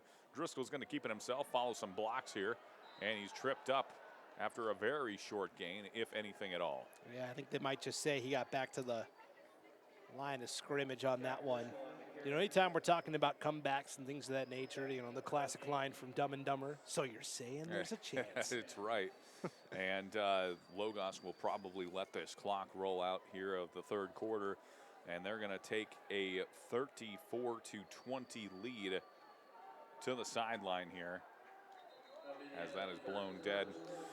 Well, there you have it, folks. We've played 3. Our score in this one, Logos 54, Murtaugh 20. We're going to take a quick break here. We'll be right back. Or Murtaugh, excuse me. We're going to take a quick break, and we'll be right back here on IdahoSports.com. Do you show your Vandal pride? Dave sure does. He proudly dons the silver and gold when he's at work, mowing the yard, and especially on game day. Hey, can we get 3 tacos? I got this. Where did you get that? You don't have a Vandals debit card? Don't worry, Dave. You can get your Vandal debit card by visiting p1fcu.org/govandal. Go Vandals!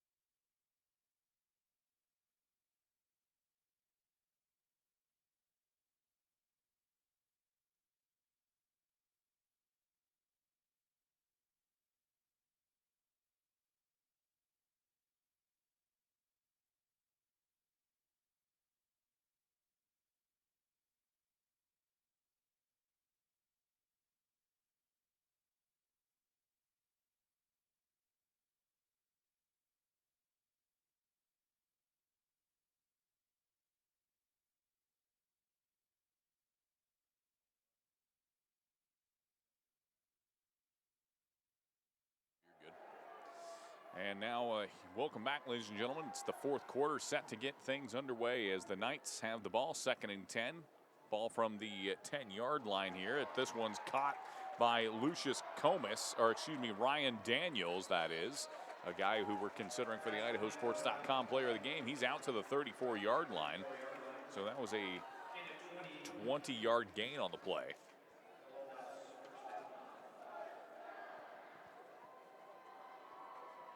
Fresh set of downs for the Knights. Ball spotted at the 34-yard line.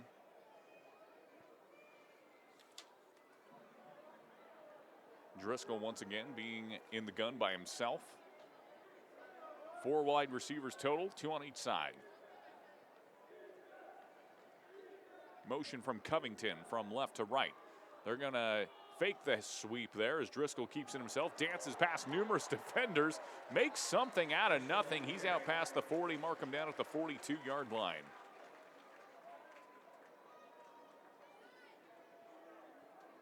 And Driscoll comes up a little bit gimpy there on that one.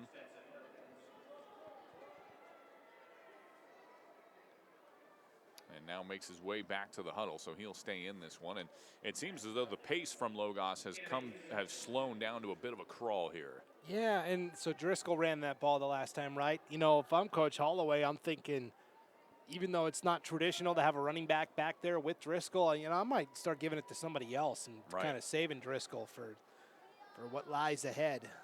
Now, if they win this game, they've got some contests ahead of them from some hard-hitting opponents.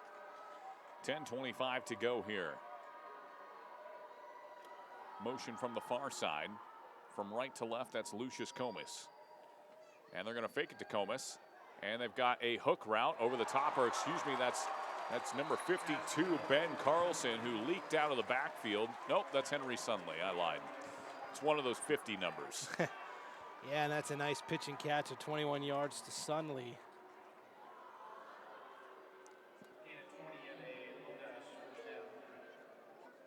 So now it's a first down. Ball's on the 43-yard line. 1st and 10. 9:50 and counting here as the Knights. The clock is their friend. So they're going to let the clock continue to roll at their leisure.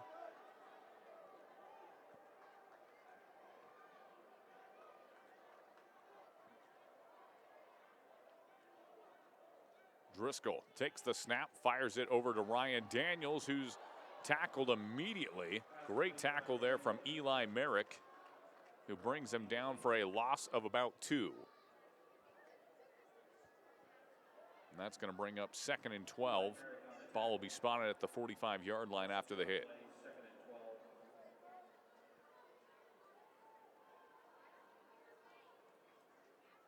Logos in the huddle right now in their Penn State look-alike uniforms.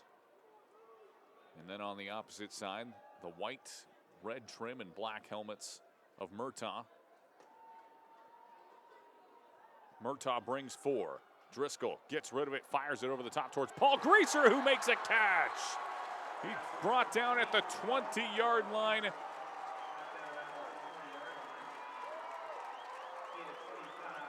25-yard gain on the play.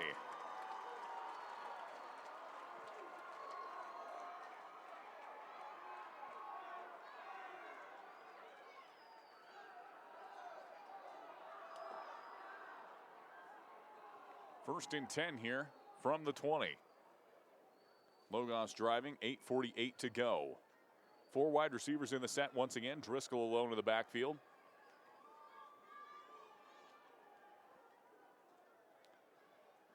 And their near guard moves forward in the formation. Covington goes in motion.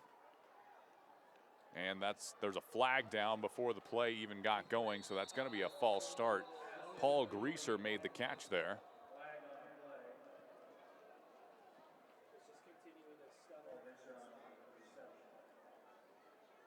And now we'll see what the call is. It's going to be false start against the Knights.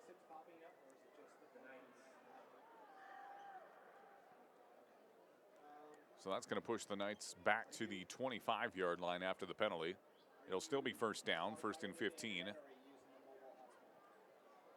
It looks like, yep, they did accept the penalty. So 1st and 15 from the 25-yard line. Knights could really put this game away here with a touchdown.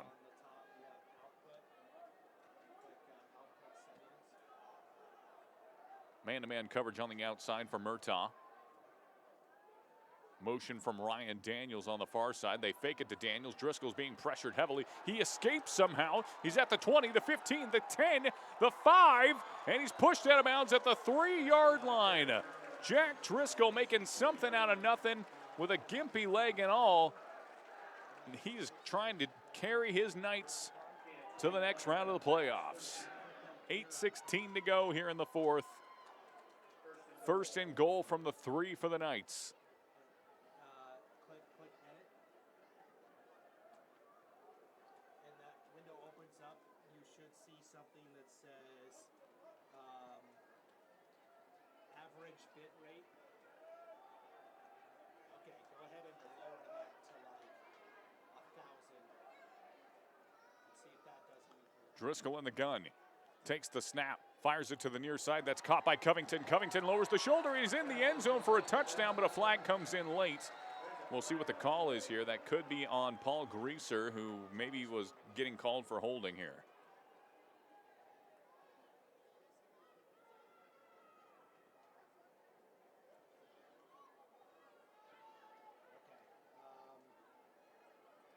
Pop back in and lower it a little more, lower it to like 800. Yep, Logos is moving back here as the refs come together to discuss.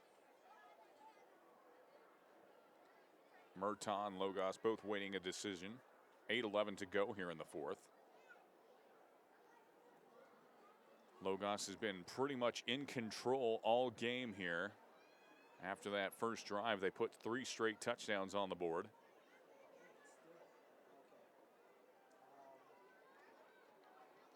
And it is going to be holding called against Paul Greaser. So that's going to push the Knights all the way back to the 14-yard line after the penalty. But it's still first. It's going to be 1st and 5 now after the penalty, so they can get a first down.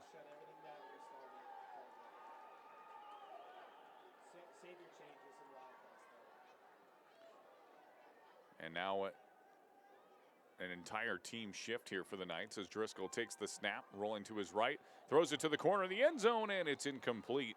The nearest receiver was Ryan Daniels, but he was well covered. So that's going to bring up 2nd and 5. 8:07 left.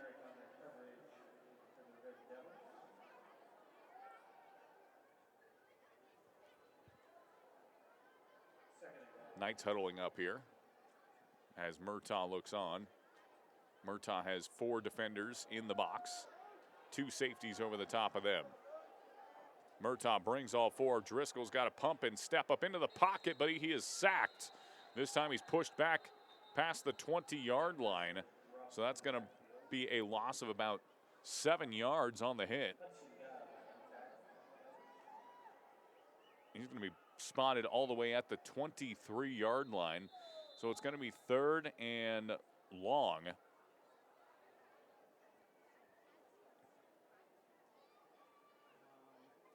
And now we got another penalty, it seems. Official going over to talk to Murtaugh on the sideline.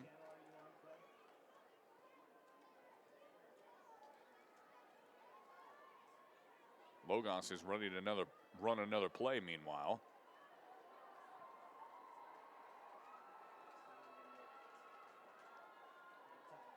So from the 23-yard line, it's going to be 3rd and 13, we'll call it.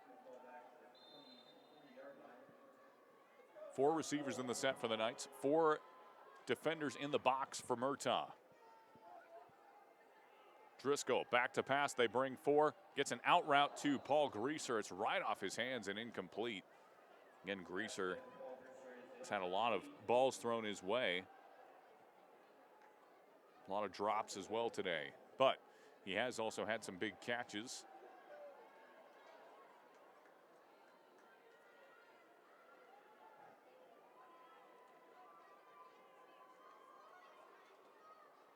Fourth and 13.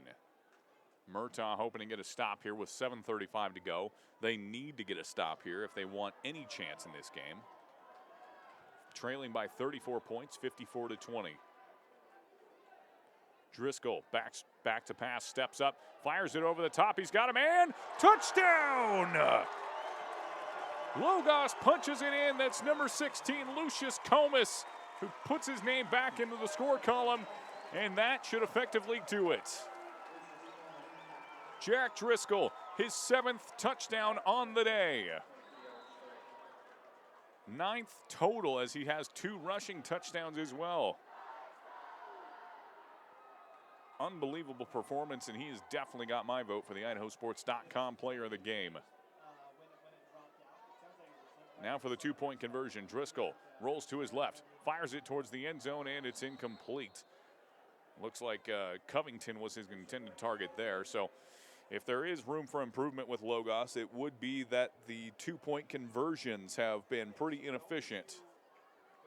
But all things considered, I think Coach Holloway and his staff are pretty thrilled with this 60-20 lead.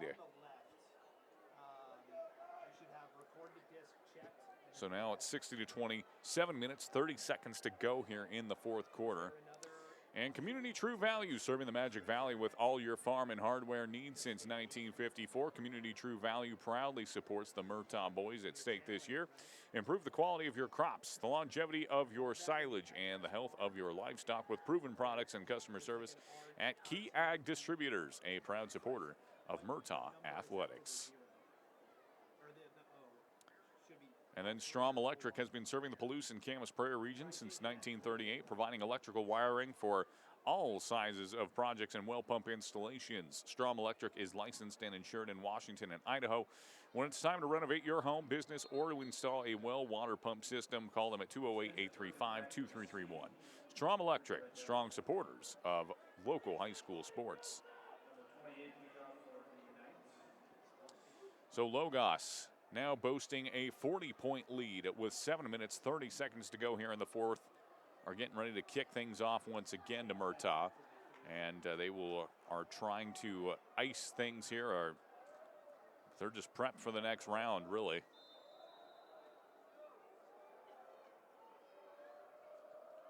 And here's the kick. This one's kicked all the way back to the 8-yard line where it's taken. This is taken by number 4, Stetson Perkins, and he is out to the 25-yard line. So a return of about 16 yards. So that'll be the 1st and 10 spot for Murtaugh.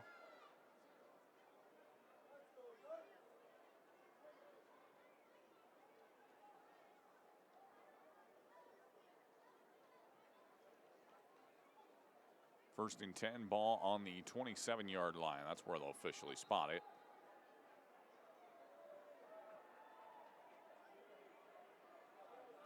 And they're going to go up the middle to Junior Benitez, who's kind of had an up and down day, especially with the injury he picked up. And they'll spot him at the 31-yard line, so a pickup of 4.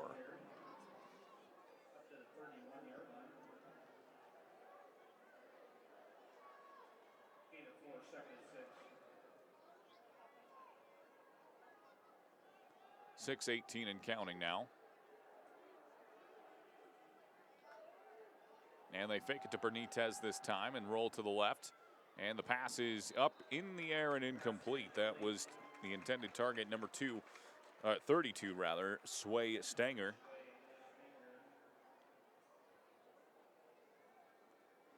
And it's going to bring up 3rd and 7.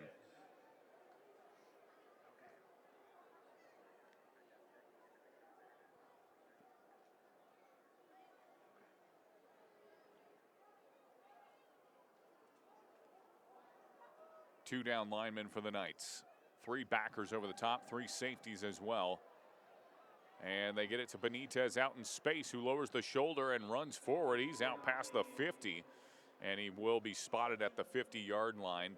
So a first down and then some for the Red Devils. And now Benitez will once again make his way to the sideline after that excellent play to keep the drive alive. And at the very least, we can say that he has given his all today. It's certainly tough to see the senior looking forlorn like this. As he goes to the sideline, this one's handed off to Merrick, who gets out to the 35-yard line and finally brought down to the 33. Excellent carry there from Merrick, and that's another first down for Murtaugh. 4:45 and counting.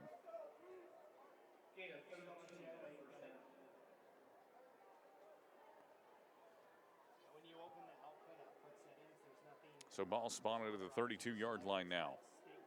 Murtaugh driving. They get it to Funk out of the backfield. And he is brought down in the backfield for probably a loss of a yard there. That Logos team blew that play up very quickly. Now the clock is rolling towards the 4-minute mark. 60-20 the score.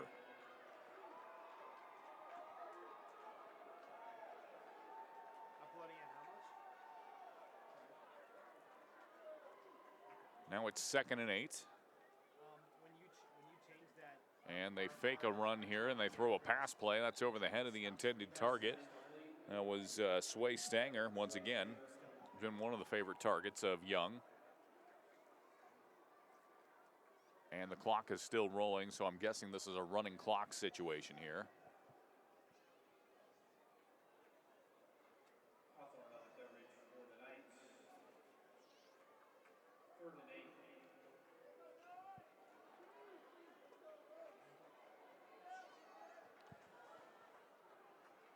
Third and 8. Young keeps it himself, drives forward, and he's brought down. That is going to be a first down run. It's spotted at the 20. Gain of 10 on the carry there from Young. Young's been the leading rusher for most of the night here for Murtaugh.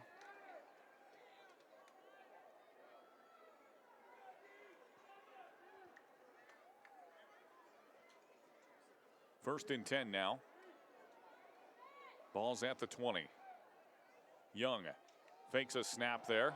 And he's going to roll to his right there as he broke a tackle. He's out past the 20. He's at the 15. He's at the 10. He's at the 5. Touchdown! Touchdown, Murtaugh. Sawyer Young punches it into the end zone from over 20 yards away. And that's going to make it 60-26 in favor of Logos. And the clock will stop there for a score play.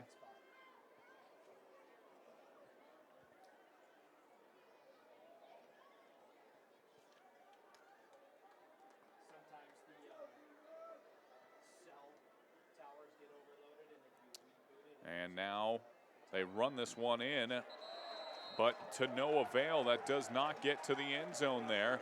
That was Oscar Roberto on the carry, and he did not find his way into the end zone. Great response there from those Logos Knights.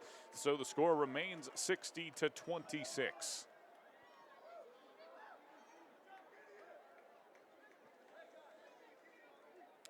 Well, folks, for all intents and purposes, the Logos Knights look as though they're going to be moving on to the next round, where they will take on the winner of Butte County,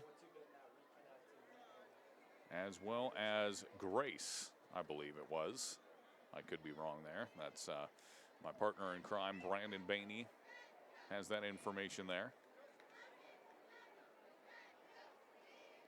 So Logos getting ready to kick things away with 2:37 left in the game.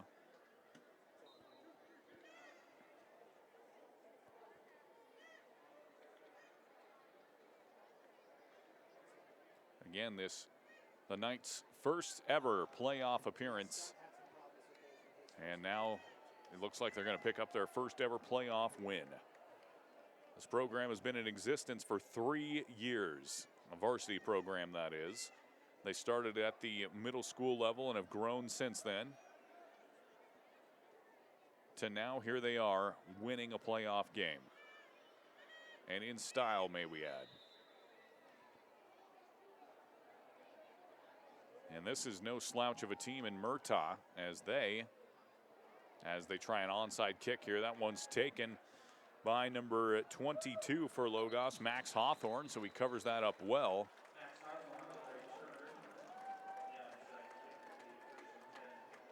So it's going to be first and 10 for the Knights, and they can effectively run the clock out here. Murtaugh does have 3 timeouts, but it is a running clock.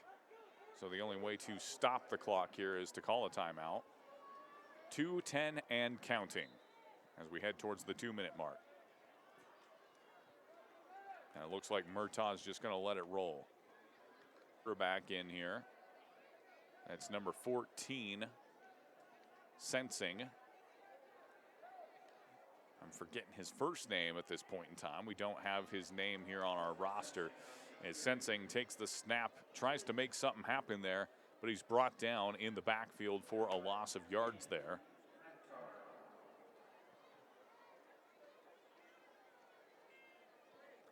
So it's going to be a loss of 1 on that play as Sensing's in at quarterback now. 1 minute, 18 seconds and counting.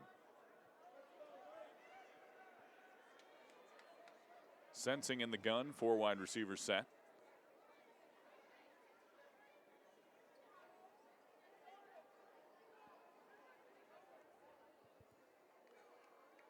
And Sensing takes the snap. He's looking for a block here. He gets to the outside, and he's brought down at the 40-yard line after a pickup of 6 yards. And that'll make it 3rd and 5 with 45 seconds left.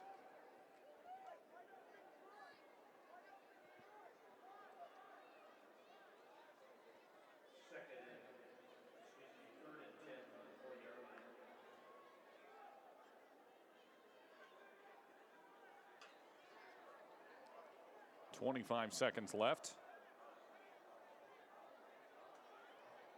And they're just going to kneel this one down. A victory formation here for the Knights. And that should do it. Ladies and gentlemen, we've just witnessed history. The Logos Knights, in their first ever varsity playoff appearance, get the win.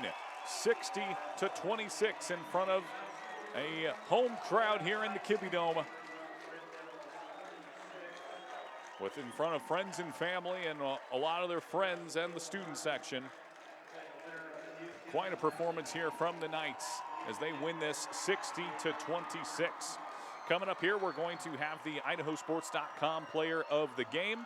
And after these quick messages here, you're watching IdahoSports.com.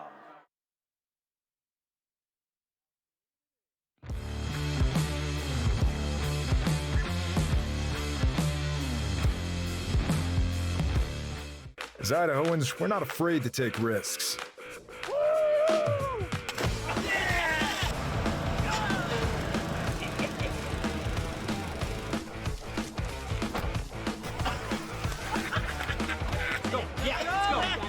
All the way, all the way. Go. All the way down, all the way down.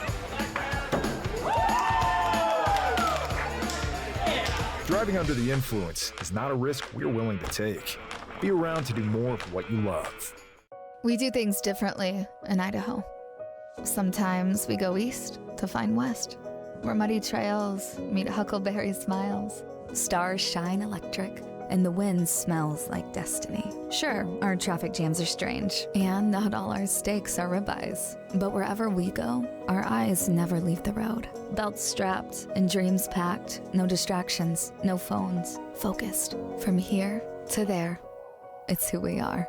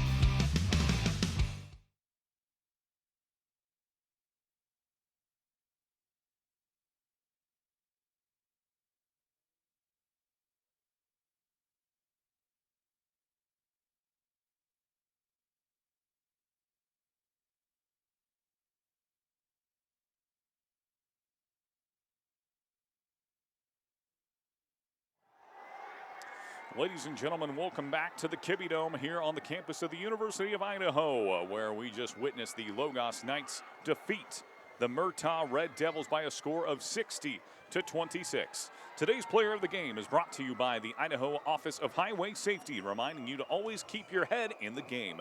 Whether you're on the field or on the road, be in the moment and free from distractions.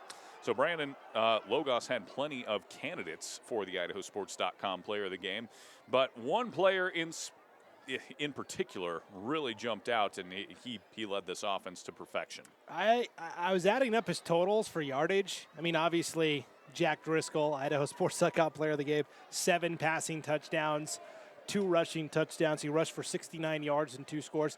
I'm adding up his passing yardage, and I look at the calculator on my phone, and I go, that can't be right. Let me re-add this. I do it again, same exact number, 504 passing yards and 7 touchdowns. Yeah, easy call, right? That's a pretty good fantasy football day right there. Yeah, that's a league winner is what we call that. Congratulations to Jack Driscoll. He did it with his arm. He did it with his legs. And we hope he's 100% and healthy for the semifinal round of the postseason. Yeah, not bad for a first playoff victory in Logos history. They did it in style. This has been an IdahoSports.com GameStreams production of the 2023 Idaho High School Football Playoffs, presented by the Idaho Transportation Department and Ideal, Idaho's college savings program. Additional coverage on IdahoSports.com is presented by Project Filter, the Idaho Department of Health and Welfare, Valley-Wide Cooperative, Next Steps Idaho, Your Health Idaho, and your local Toyota dealers. Congratulations again to our IdahoSports.com player of the game, Jack Driscoll, presented by the Idaho Transportation Department. And for Brandon Baney, I'm Garrison Hardy signing off. You've been watching IdahoSports.com. We'll see you next time as the state playoffs continue. Did you know Idaho high school seniors graduating next spring are eligible for up to $8,000 in grant money for career training and education through Idaho Launch? Funds can be used to cover the cost of apprenticeships, job training, community college, and university programs that lead to in-demand careers. Students choose their own path, and Idaho Launch helps pay for it. Funds are limited. Apply today at nextsteps.idaho.gov/launch. Idaho Launch. Support in every direction. This has been a presentation of IdahoSports.com GameStreams. This broadcast is copyrighted to IdahoSports.com. Any rebroadcast, retransmission, or other use of this broadcast without the expressed written consent of IdahoSports.com is strictly prohibited.